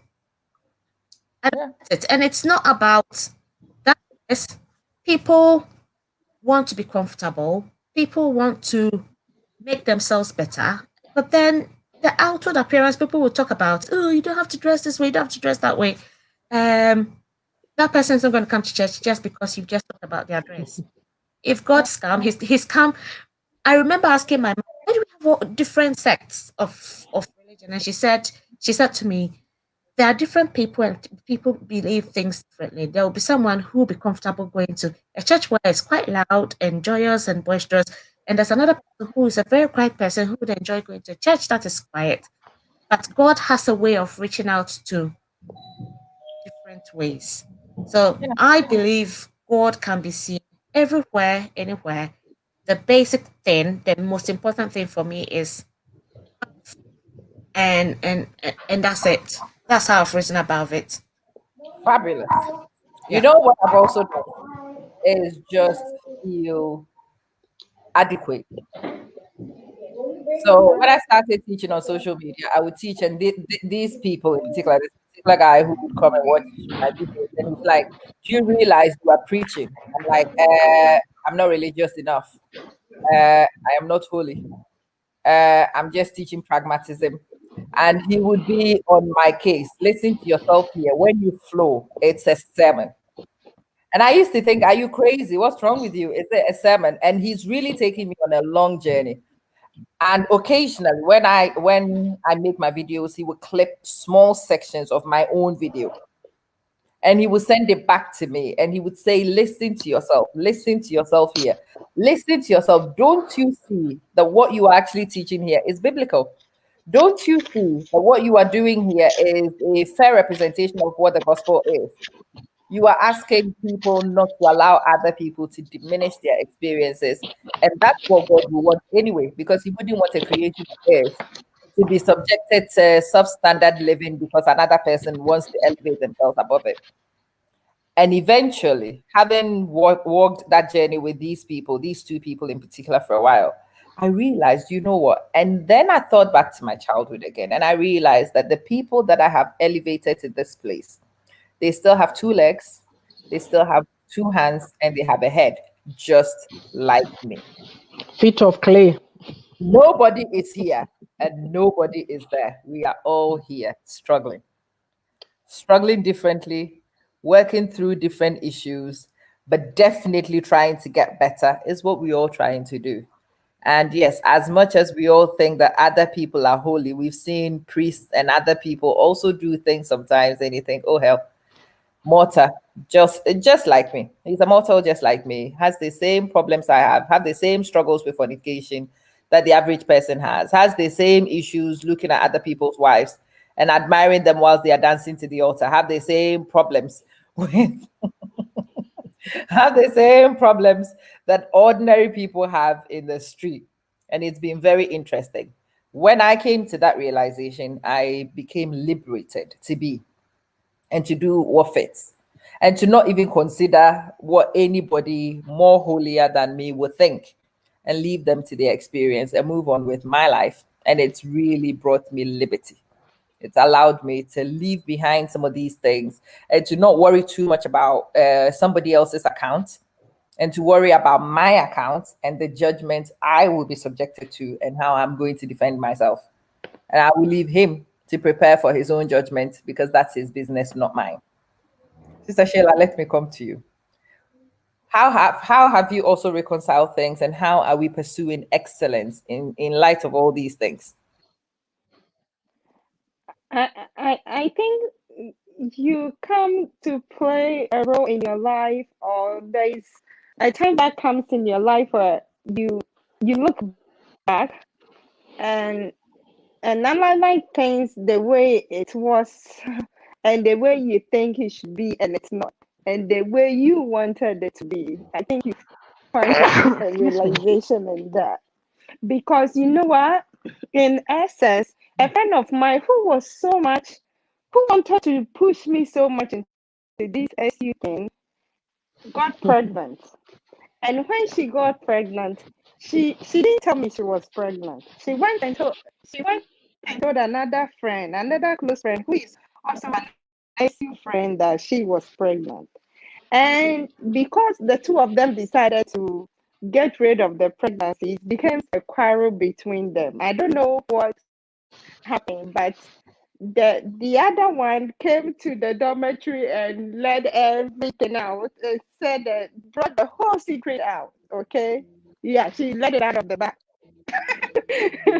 And everybody was making a whole deal out of it. And to me, why I didn't care, I don't know.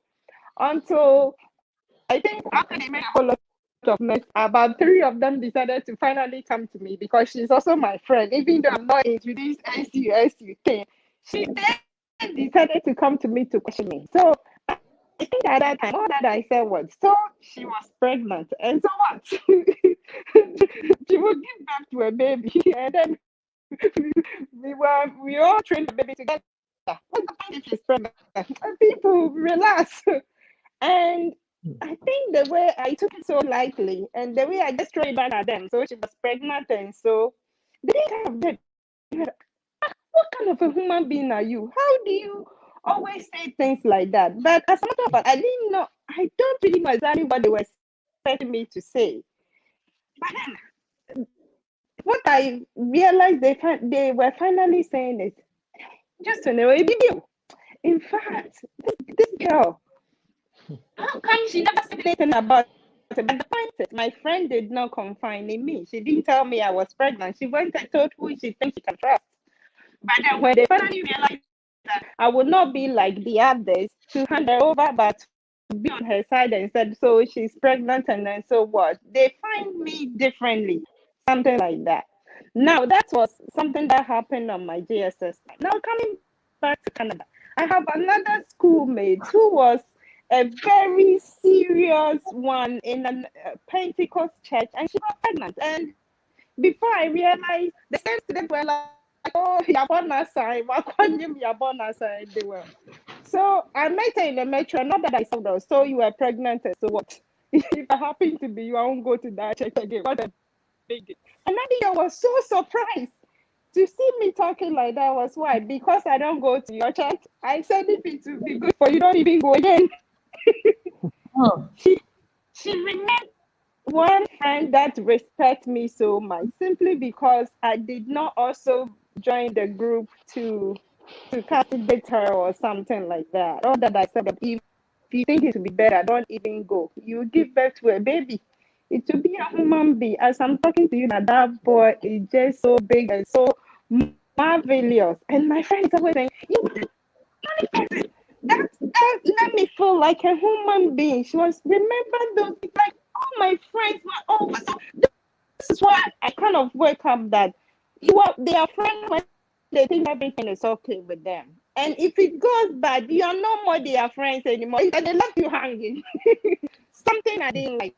And the main reason why I wasn't into these church things, because that was the key mode I was standing on. It's like if I'm so close, I'm a friend. And if something goes wrong about me, I'm no more a friend. Something I didn't find that right. I don't know if that was how it was taught or that was how we ended up believing. I don't know. But we said we are Christians. When something happened, instead of us to give each and every one a helping hand, we would rather stay back, push you in, or hand you over to the devil. Or I don't even know how which way to use it. So because of that, whatever. Me, I'm sorry for the for massa, me so me for massa. Amajo. I'm sorry. What? But my belief is different. The way I see things is just different. And I question even if I don't have to. And people kind of see me this controversial, the video become handsome and all that. So I kind of knew my level way back then. And it has worked with me differently one way or the other. I believe in my own God in the possible way I think I know how. That's all. That's all. I like that. Amajo, I want to add something to what you were just saying. You see, I always make this statement that what you just described, culture versus faith, Yeah. they are the basic principles of our faith, right? But when it comes to applying it, the culture always wins over Yeah. the faith because we are so judgmental, we are so hypocritical, we pretend to be what we are not. And so when something happens, we know that we are human and we can fall into that same issue, but then we stand in judgment and then just judge. So I'm not sure, like love is the underlying principle, but where did it go? I don't Well, know. where is the love? It's a good question. We will have to go hunting for love because love seems to be minding its own business somewhere, and we are somewhere else being Christians, I whatever, don't know. religious people. Sister Yara, so let me come and visit you. We are pursuing excellence. And one of the things that you need to discover to pursue excellence is acceptance. You need to come to acceptance. And when you come to acceptance, you can push boundaries and get better. How did you find acceptance finally? And are you pushing boundaries for better? And how? Acceptance, as in accepting who you are. Yes, ma'am. Okay. It's been a long while since I accepted who I was, and one thing that helped me was, and it's in the Bible, like if Jesus was to live amongst us today, he will be seen as the rebel, the evil person, because he was dining with people who are seen as Yeah. evil. Yeah. So Jesus would have been a rebel. He was having fellowship with a prostitute. And I Yeah. love Mary Magdalene so much because I can relate with her. Every time someone asks, who would you want to ask a question in the Bible? It's her. I would really love to know what was going on in her head and how she felt in those times. So when I got to the point when I realized that Jesus would have been a rebel, I was okay being a rebel or be labeled a rebel or different, So that is what I'll see. Because, yeah. Okay. I like that. So if Jesus will Yeah, be a sister, yeah, let me add into what you just said. At a point in time, I used to say, if Bob Marley and Michael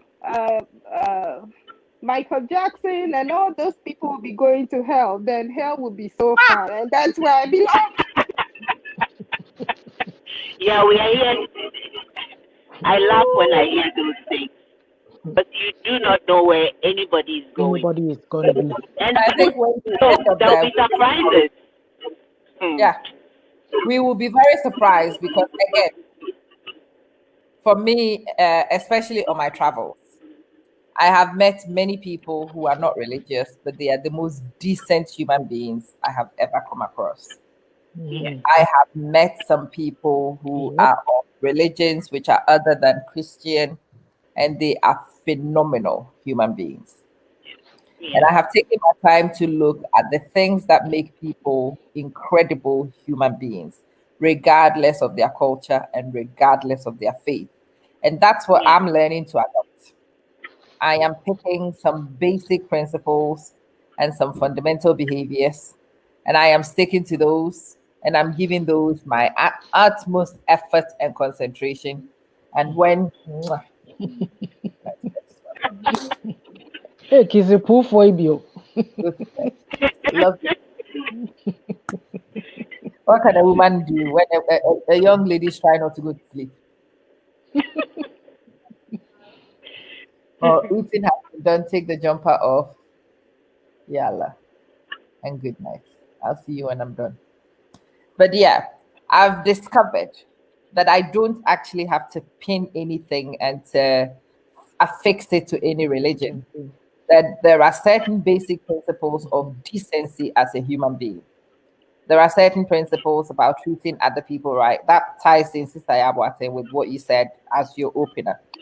These principles, they allow you to treat other people fairly and to do unto others as you have done to you, and to want to be the representation of God here and to make other people's sufferings lighter. And when I discovered those principles and attempted to live with them and not necessarily worry about anybody's biblical paradigm, it really did give me liberty. I Yeah. am not looking for anybody who's not going to heaven and who's heading towards hell because I am not the gatekeeper. My only concentration is to avoid ending up in hell myself. Yeah. And that's the only thing which should be my focus. I should be focused on trying not to get to hell, trying to make my experience here as pleasant as possible and to ease your suffering wherever I come in contact with you. And as soon as I came to that realization, that weight of trying to fit a bill, of wanting to conform to a standard, of wanting to as much as I thought I was liberated, I hadn't quite got there until this happened in my head. And at the moment, I can wine with anybody and dine with anybody and dance with anybody and do whatever because I am easing somebody's suffering. Yeah. I will go to the person's house, wherever they come from, because everybody wants other people to come to your house. I will eat their food because when you cook, everybody wants your food to be eaten. Hey, Sister Amma, this one, people will hate you The for food. it too. The food, I remember I said this. The food there. They will say you have eaten food from the idol's table I was thinking that. Why did you think I went there? to eat. Sister Amma, when you're going, I'll join you. Join me. Because especially here, I came here and the very first year I got here. So we came in September. Tomorrow is my birthday. So in November, it was my birthday. And so I went to work. People had ordered food. And I remember this friend of mine, well, a colleague of mine at that time, calls me and she says, well, pray and let's eat. And I looked at her. She's Muslim. Pray and let's eat. But she says, you pray. If you pray, I will eat. If I pray, you probably won't eat. So pray and let's eat. I looked at this girl very closely, very carefully, trying to understand what the heck. You will eat when I pray, but you think I will not eat when you pray? She said. She's right. So I prayed and we ate. And then next time something happened, I said to her, you pray. And we ate. And guess what? Nobody died. That's love. Shocking. Amma, nobody died, but spiritually, maybe you have some. I don't know. Festing. Come a few months later, it was Ramadan. And they invited me to iftar. And I went. And you know what? I was the beneficiary because I actually experienced generosity in a way I had never seen anywhere before. Yes.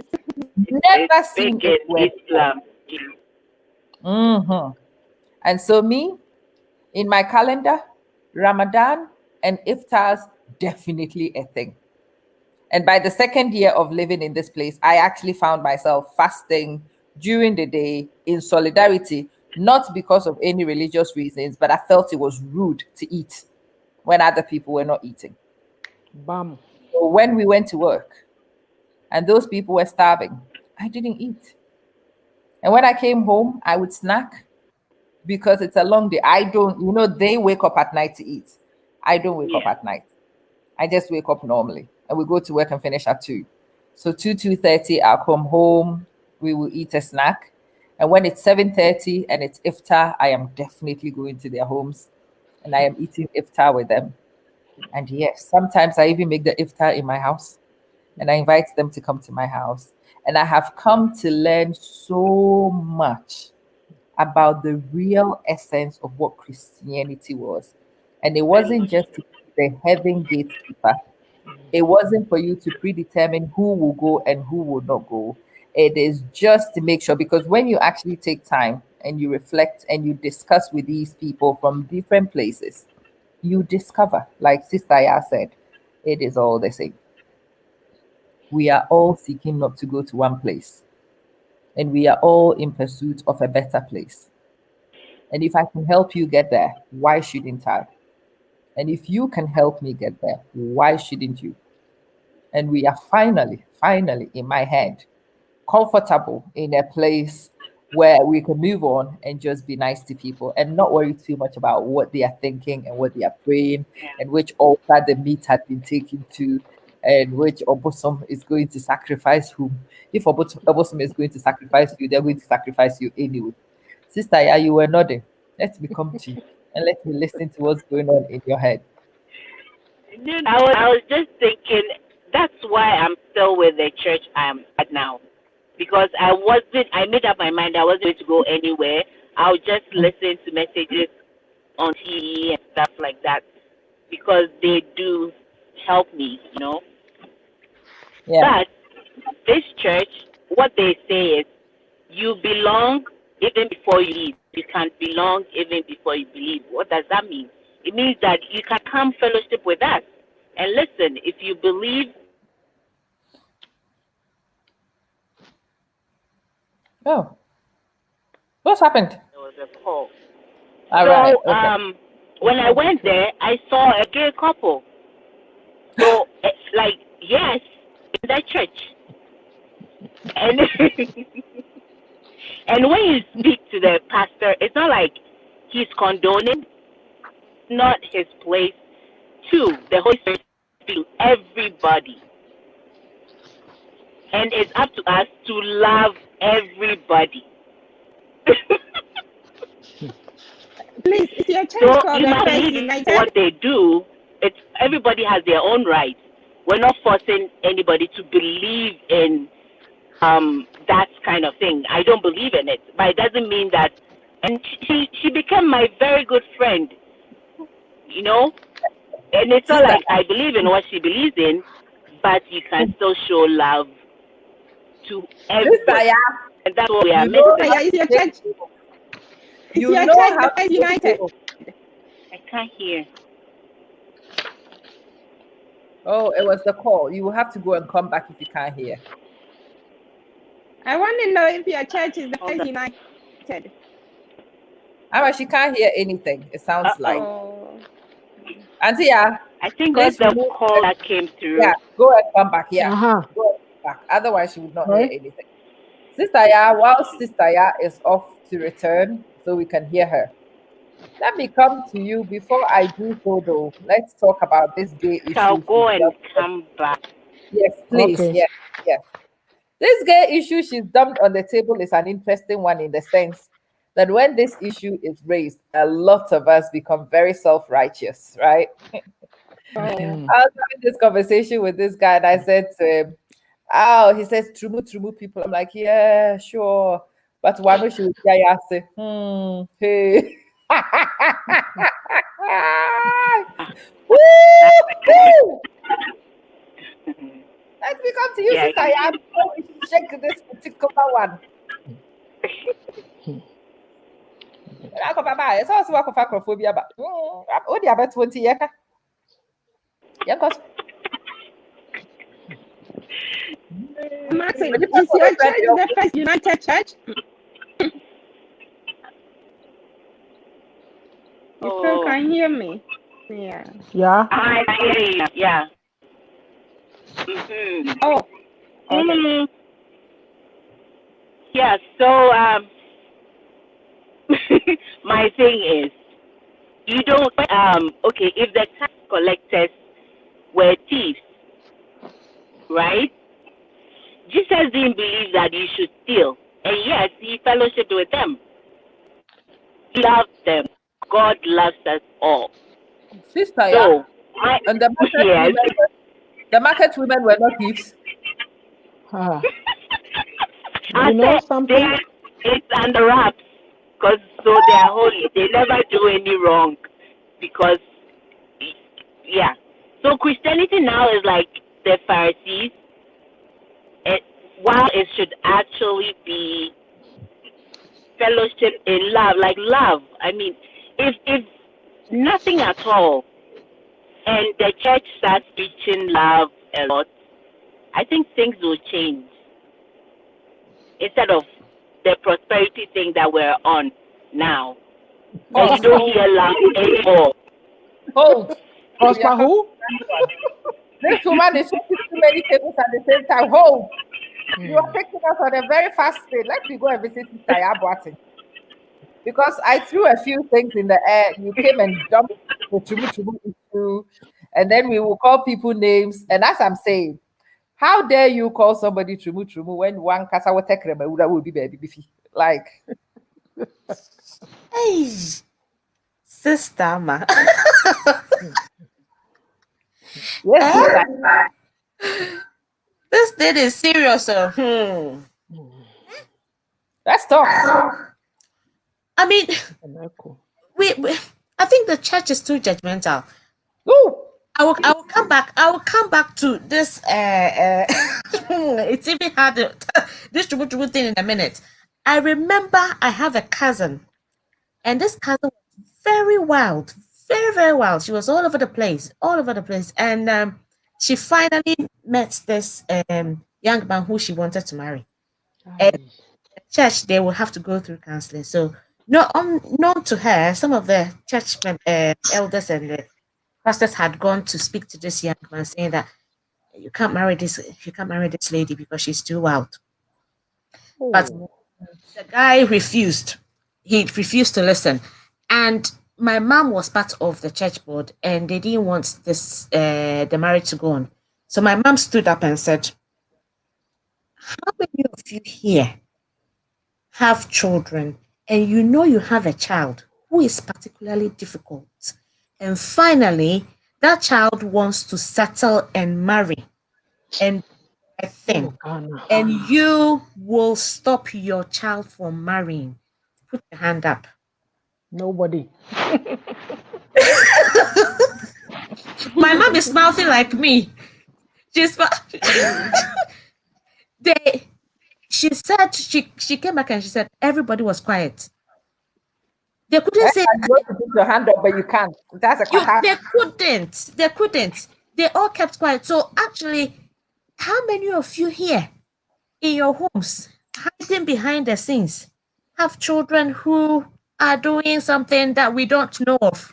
Yes, that is true. Put your hand up then. Mhm. Yeah. Uh-huh. So so I would say that people learn. People learn by associating, listening. And it's the Mm. same way as children learn language. Whatever you feed to us is what we learn. And actually that is how into the religion by default, because that's what we've been taught. If you want a particular person to change their ways, you come out with love, accepting, and you gradually bring the person up. You don't judge the person. For me, there are certain things, and it's quite you can say this in babies because I would say that our nature as humans, our baser self is rebellious.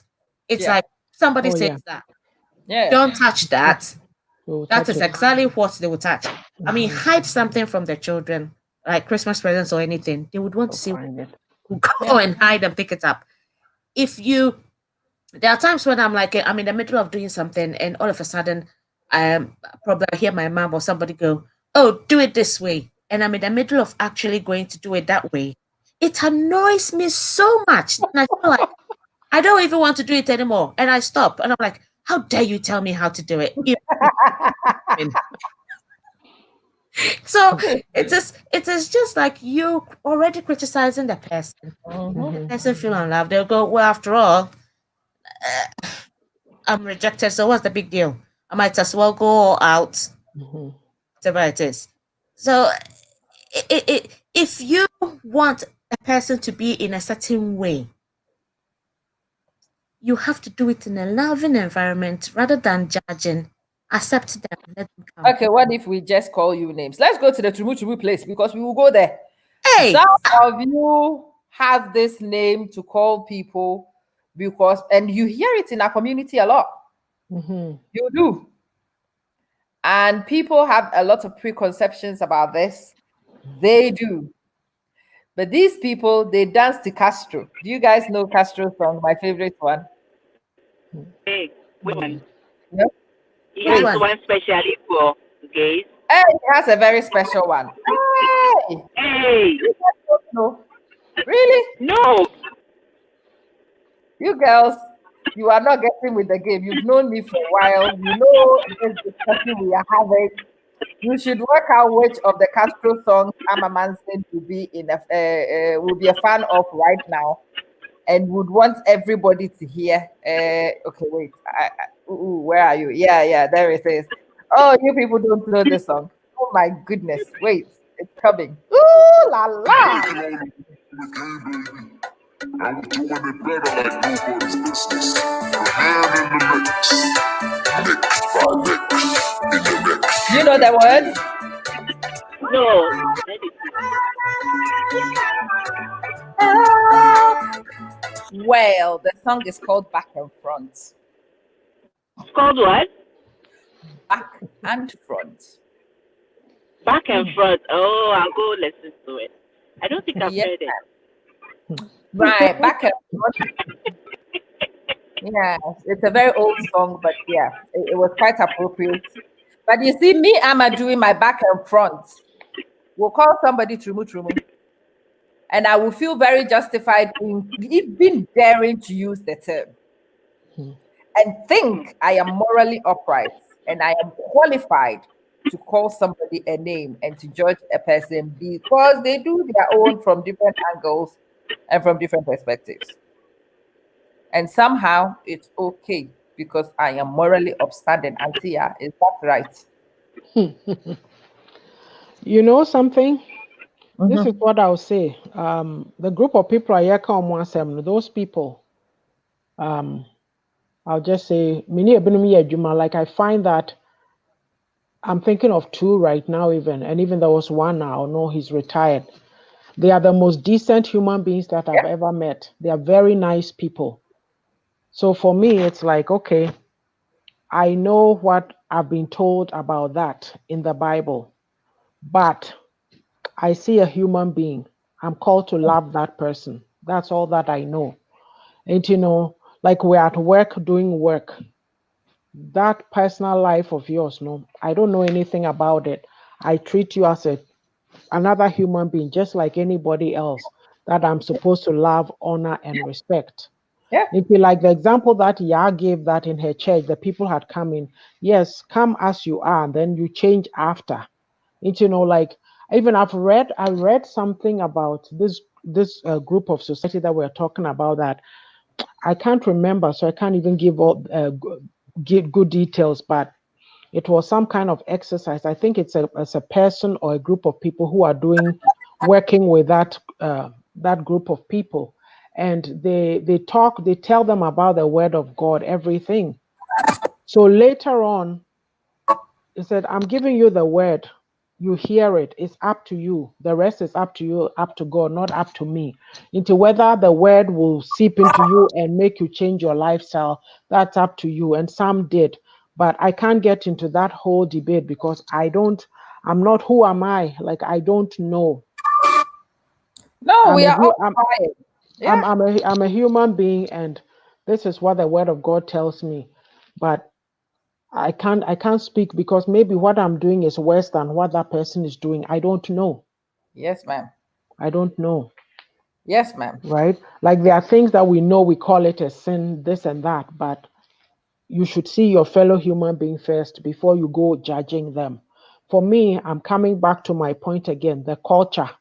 It has a lot of influence in our faith. And we judge so much. The judging, the hypocrisy is so much.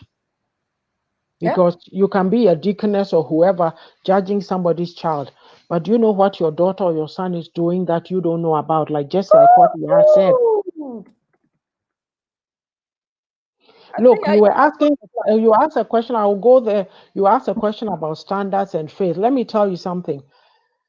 Having excellence or pursuing excellence is supposed to be a good thing, but you can find yourself in an environment where you are pursuing excellence because the word of God tells us that you're supposed to work with your hands, do things well, this, that, it's all in there. But people in the church don't like you because of how you are. So how about that one too? yes, ma'am. Do you get what I mean? The hypocrisy is too much. So you know what, Amma? To summarize, what I've been able to the question that you had asked is, where are you now and how have you been able to overcome? Let me read you a short passage from page 147 of the book, okay? Because I Yes, thought please. of this when I was going through those things, and now I'm out. So it's called, Have You Seen Liberty? Ooh, Liberty is lost and nowhere to be found. I love liberty because she's good for my soul. ooh. Liberty makes me free at heart. Would you tell Liberty that I'm looking for her when you see her, pretty please? She's all I've got. Without her, I am truly lost. Would that Liberty would find me again. Liberty, come back, would you? Liberty is in the Bible, but why are we in churches being oppressed? You can't even be yourself. You can't function as who you are. Your gifts threaten people when you choose to not do anything, or because you don't know what to do, you are not participate, you are not active. If you are too active, it's a problem. You are being judged. You are being like, what is that? Me, this liberty thing, I've come to understand, not being in those environments anymore, that it is not up to my pastor to teach me who God is. I read my Bible myself. Sometimes I forget too. Then I go, oh, yeah, I need to go and do my devotion. I pray in my head. I do. It's my responsibility. You have a personal responsibility for your faith. Don't get to the church door and throw your brain out and somebody takes you over. So that when they take their handkerchief and clean sweat off their face and they clean it on your face, it's okay, like you're going to get $1 million. Or when they bathe in water and then they tell you to also bathe in it or drink it, then you are doing it. That is being mindless. So for me, look for liberty and then have love to give to people. All right. So we are looking for Liberty. Sister Yabwatin, let me come to you. Have you met Auntie Ya's friend Liberty before? I'm living with liberty. I'm free because So I Sister believe that. Oh, I do. You've met Liberty. Right, Sister Yabwatin, have you met Liberty before? I did not meet Liberty when I was in the church. I met Liberty when I was out. Hey. I'm sorry, but it's true. You know how to throw some bombshells. Oh, it's true. I did meet Liberty when I was out. She says Liberty is in the church. You said you didn't meet her in the church. What is this too? No, Amma. No. Yeah, I think Yafoda is saying that there should be liberty in the church. And yeah, I didn't have liberty. Sorry, not to cut you off. I didn't meet liberty when I was in the Ghana churches. Now that I'm in the white church or whatever church, it's like the pastors there, they are not like controlling my life. Like, if you don't come to church, you're a bad person, you are this, you are that. I found that I have to be responsible for myself. Because, of course, obviously they don't go, oh, blah, blah, blah, blah, blah, blah, blah, blah, blah, blah. The devil is coming, this, that. But you have to pray for yourself. You go to church, they give you the word. I'm not saying the word is not there, but they don't try to control your life and manipulate you. You don't have to be in church 7 days a week. Right. Even now, the weather, we have church online. Look, sometimes the weather, we've had dumps of snow here. The roads are so icy. I don't go. I stay home. I listen to the sermon. I continue my week still reading my Bible, praying.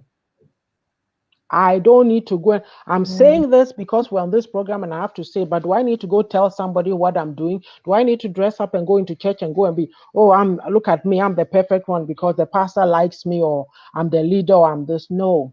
Yeah. Your faith is between you and God. Your church is not going to take you to heaven. Oh, as for you, the bombshells today, Sister Ya. Sister Ya. You didn't meet her in the church. Where did you meet her? Well, sorry. I would say I met Liberty when I did the soul search, and I tried to find myself wanted in life, how I wanted to mature spiritually and as a person as well. About confidence, I think, actually believing that you can do all things. I mean, they will say that you can do all things. Thank you, Christ. Yes, you can do all things. There's one thing that a pastor preached, and he said, you are blessed anyway. I don't need God to come and tell me the sort of man I should marry. I don't need God to come and tell me the sort of job I should do.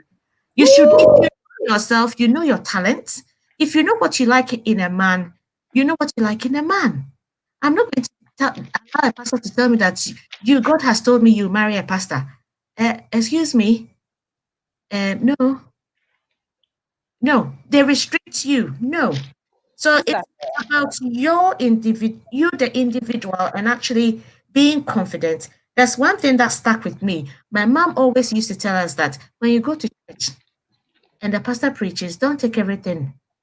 Come back, check in the Bible, and check what they've said to you is in line with God's word. As for my mom, that thing I've never forgotten it. She said, no matter who is behind the altar, the pulpit, or whatever they say, come back and check for yourself. And that is why that's what has encouraged me to read more and more and more, because I want to find out the truth. I want to know. I want questions. And that's it. Because if we are relying on people to tell us what to do with our lives, I mean, please let me interrupt you before I forget. You see this notebook here? Point 2 that I have on here is Acts 17. Be a Berean Christian. What you just said. Read it for yourself. Thank you. And that is how I have found liberty, because I don't accept everything that is said to me. I cross-check and I go, no, that's not right. You question. So you get liberty in your rebellion. This is in my rebellion. and Amma, please, why are you calling it rebellion? I'm sorry, because I've probably tagged it myself. So I will take it off me, and I've met liberty in my soul searching moment. Yes. Sister Amma, headaches today. I'm telling you. Too many controversial YAA'S. They are giving me a headache. Please, let's become to peaceful, quiet Amma and see. I think she's muted,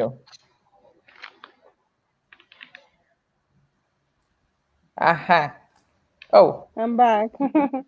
Welcome back, lovely Sister Amma, who doesn't rock the way. Unlike some of these controversial YAA'S I'm dealing with today. As for today, I have bitten more than enough. Biting and chewing is becoming difficult tonight. I'm telling you, we are done well. So we are discovering Auntie YAA'S friend Liberty. Some people met her in the disco. Other people met her soul searching. Where did you meet Liberty? I met Liberty through me. Where did you meet her? I met Liberty through me myself. You yourself? Yeah. Hey, sister. I met Liberty to me myself, because look, I see me, my nose is pierced, my ears are all pierced, my head is half cut, half colored, pink, purple, yellow, all over. So you think if I really really want to wait for somebody to show me what to find liberty, I'll find myself doing all that? No. So you see, I found liberty through me. Yeah, I won't wait for somebody to come and tell me what I will make to make me happy. Today, to me, my children are growing, so I have reduced. This is very interesting. Yeah. So if you want to find liberty, you're not going to find it in somebody that is telling you what you should wear and what you shouldn't wear, or how to cover your face, or why you shouldn't cover your face, or what do you think that will make you look good. Somebody will say, oh, this one is a sin. So you have to find liberty in yourself first. That is, if you want to find it out there, try and find it in yourself first. Find liberty in myself first. Sister, did you say miniskirt? Just wait and I'll show you a picture with miniskirt. You will love me.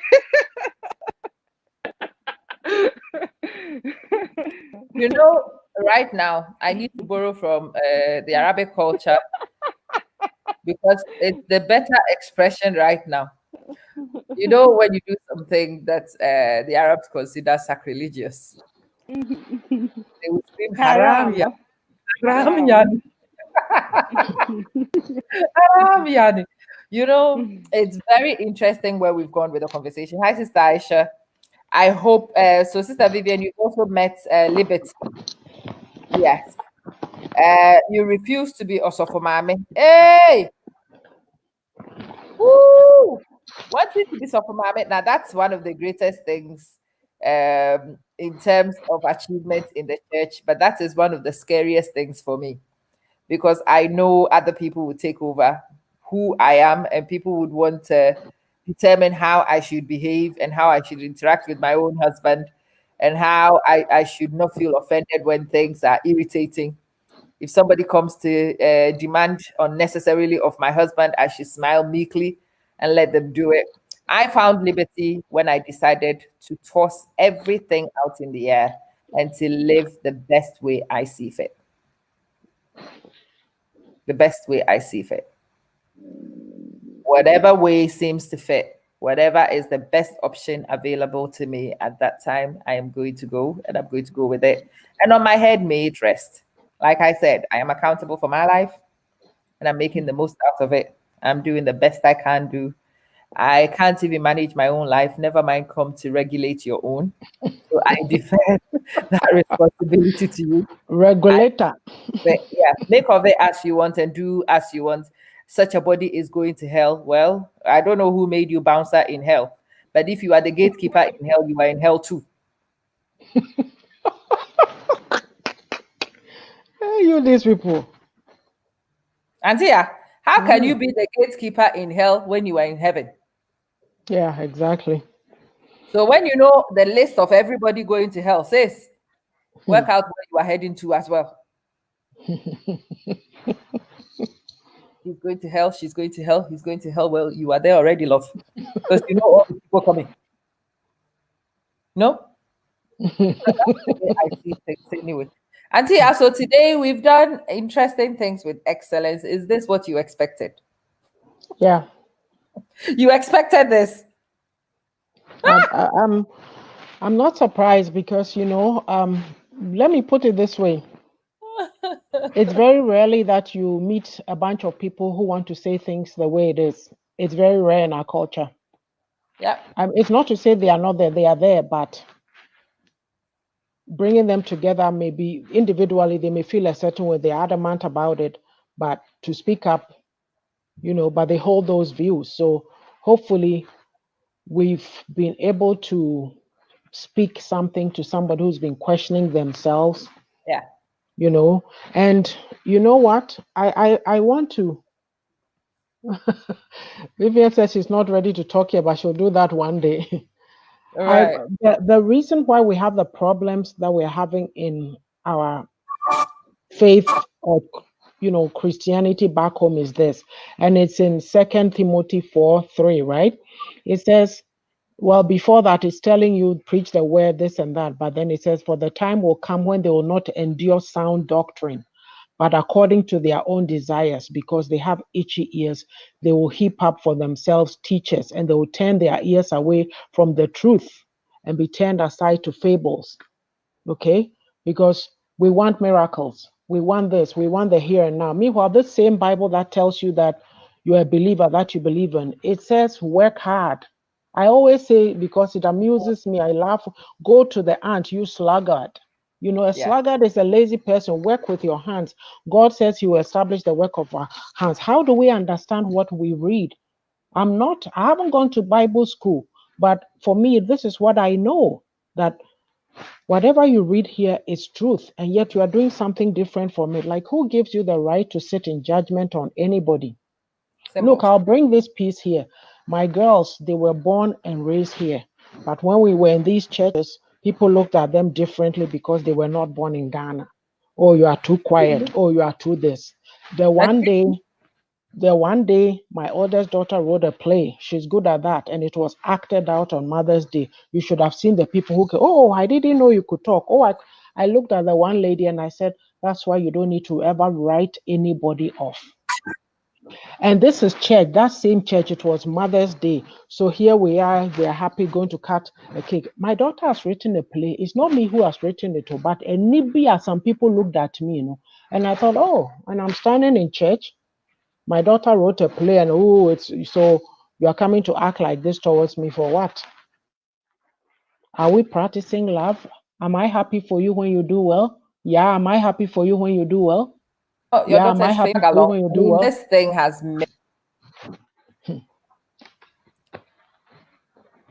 No, we need to you look asked at some very ourselves. difficult questions, and Auntie, we will have to come back at this.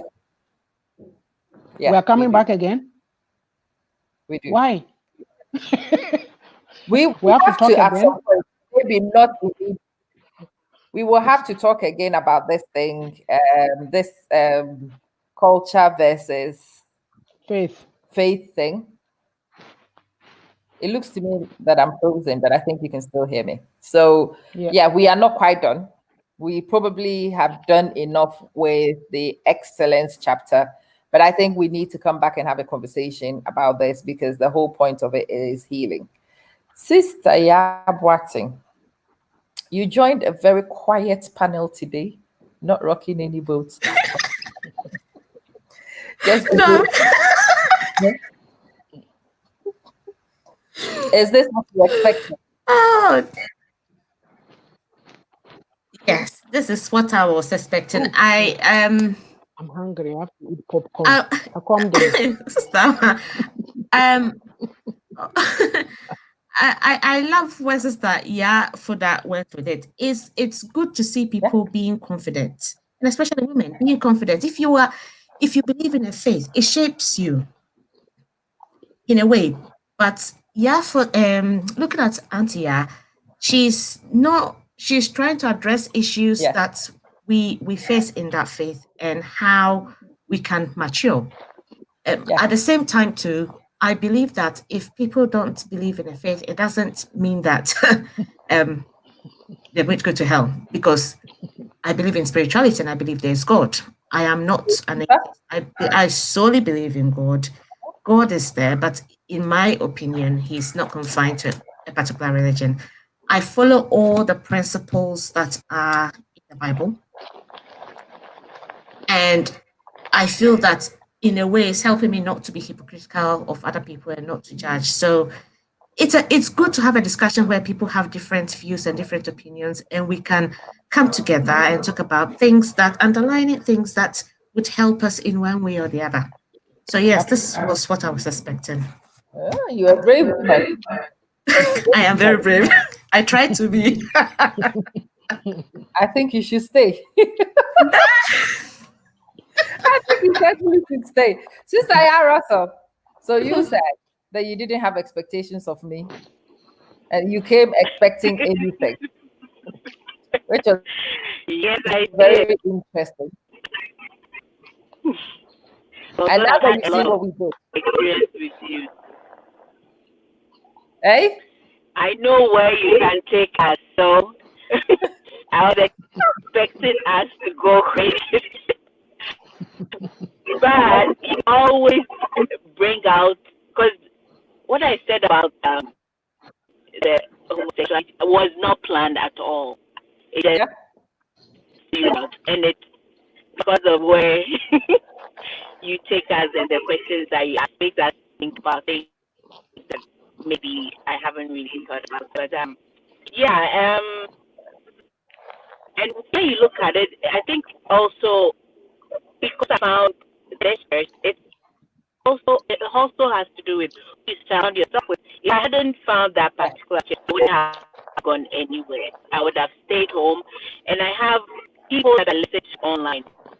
I'm picky about who I listen to. If I listen to you and I feel that what I read in my Bible is not what you're preaching, I don't listen to you anymore. So I have people I listen to when I want to, and they actually help me look at the Bible in different perspectives that I also agree with. So, in Reach for Excellence,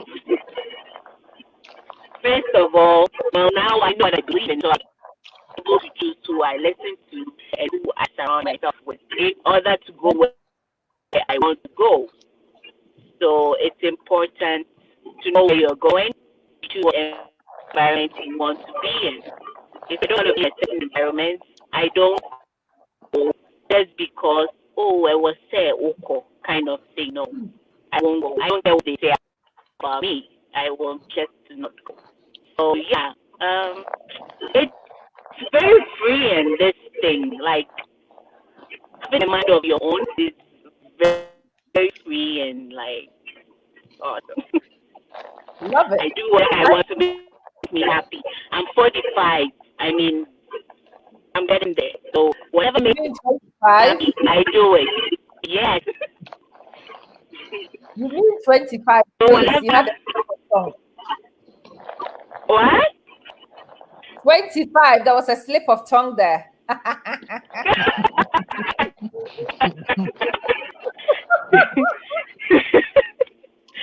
Yeah, so whatever makes you happy, the Holy Spirit is in all of us, and He does speak to us. Whatever makes me happy, I do it, and I'm happy. Yeah. Excellent. So, Sister Amma, let me come to you. I'll let you wrap up today. Let me throw some of my crazy bombshells, and then I'll let you have the last word today. So today, what I've actually discovered is that you need to meet liberty. And when you meet liberty, excellence might be possible. Today, you need to realize that we are all as ordinary as muck. Nobody more spiritual, nobody more knowledgeable, nobody more in tune with the Spirit. We are equally available to be used and to be informed by the Spirit as well. And if you really want to know what the Spirit says, you listen to the Spirit yourself. It will come to you just as it could come to anybody else. And as long as you come to that realization that you are a worthy vessel, that the Lord will talk to you too if He wants to speak to you.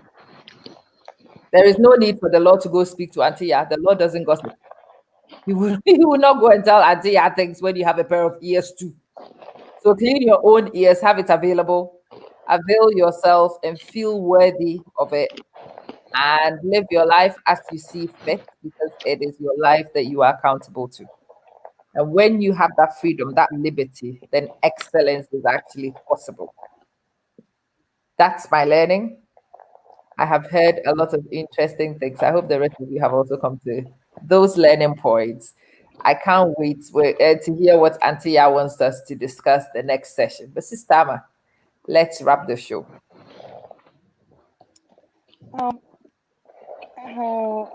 In a way, I kind of appreciate this COVID season. My appreciating towards it is one of it me being on this group and talking and sharing my point of view. Social media and those things that I see and watch over here wasn't things that I really pay attention to until I heard you talking about Kamla Dumo, and I started paying attention. I would say coming to this social media, you have been the person I started listening to and following before I started listening to others. But there was a video that grabbed my attention a while back, whilst a lady was trying to confess how she was living with the pastor and how she was molested and how she felt like she would have voiced it out to somebody. That video actually grabbed my attention and it's still in my brain. Whoever she was then, I pray she watched this, our video and our discussion to realize that she's not alone. Yeah. That one way or the other, we all have a story to tell. And I'm glad that she was very much open and she was crying and the video was on her. And it kind of grabbed me right there. And with today's topic, it's kind of an open door. And I think a lot should embrace it and realize that they were not in all this alone. And I also have this weird of thinking that religion, the way it was brought to us, because the Bible wasn't written on our language, translation and making people to understand this is what it says was also a mistake made way back then, because the translation is from English to maybe Tree or whatsoever. They couldn't, the right technology things wasn't there. So most of the words were maybe taken, maybe twisted in a way, which our people hang on to and which brought us to this far as we are here talking about. But we should try and understand that life is changing and it's never as it was before. So we should move according to the change.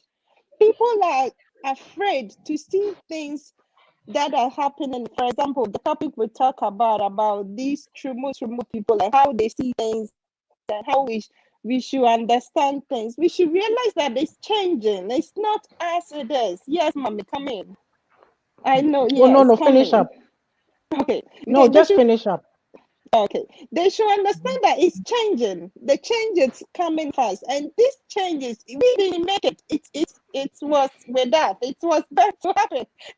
And that's why it's happening. So we should start to learn and see things in a different point of view, like the way we used to be before. I think that's how I can answer. And not want to force anything. Auntie, did you want to say something? We're wrapping up. I have an announcement. Okay. Yeah. So tomorrow there'll be no live. I had sent out a notification, but there'll be no live because I have plans. It's my granddaughter is becoming a teenager, and it's quite important. And I'll have you know too that Amma is 2 hours from her birthday. So ladies, let's sing happy birthday to her. Oh, Happy birthday to Okay, three, you. let's go. Happy Happy birthday to you. to you. Happy Happy birthday, Birthday, Mama. Mama. Happy Happy birthday birthday to to oh, you. like, you know how to make a girl feel really loved. So I like the topic for next week, and it's I asked if they wanted to go ahead, but we just decided to move it. And I think we should get Adwo on board because in that piece I talk about the box being in the box. So I should talk to her. She better be ready next week. The four So, corners of the box. I can't wait. yeah. I cannot wait. And I hope the audience have also picked up a few things. Thank you, Sister Viv. I hope you've all learned a thing or two that you could apply to life. And God willing, we will see you in the next read. Hopefully, you are able to apply what we've done to set yourself free and to live the liberty that the Lord wills for you. Thank you and good night. Thank you. God bless you all. Bye. Bye. Good weekend.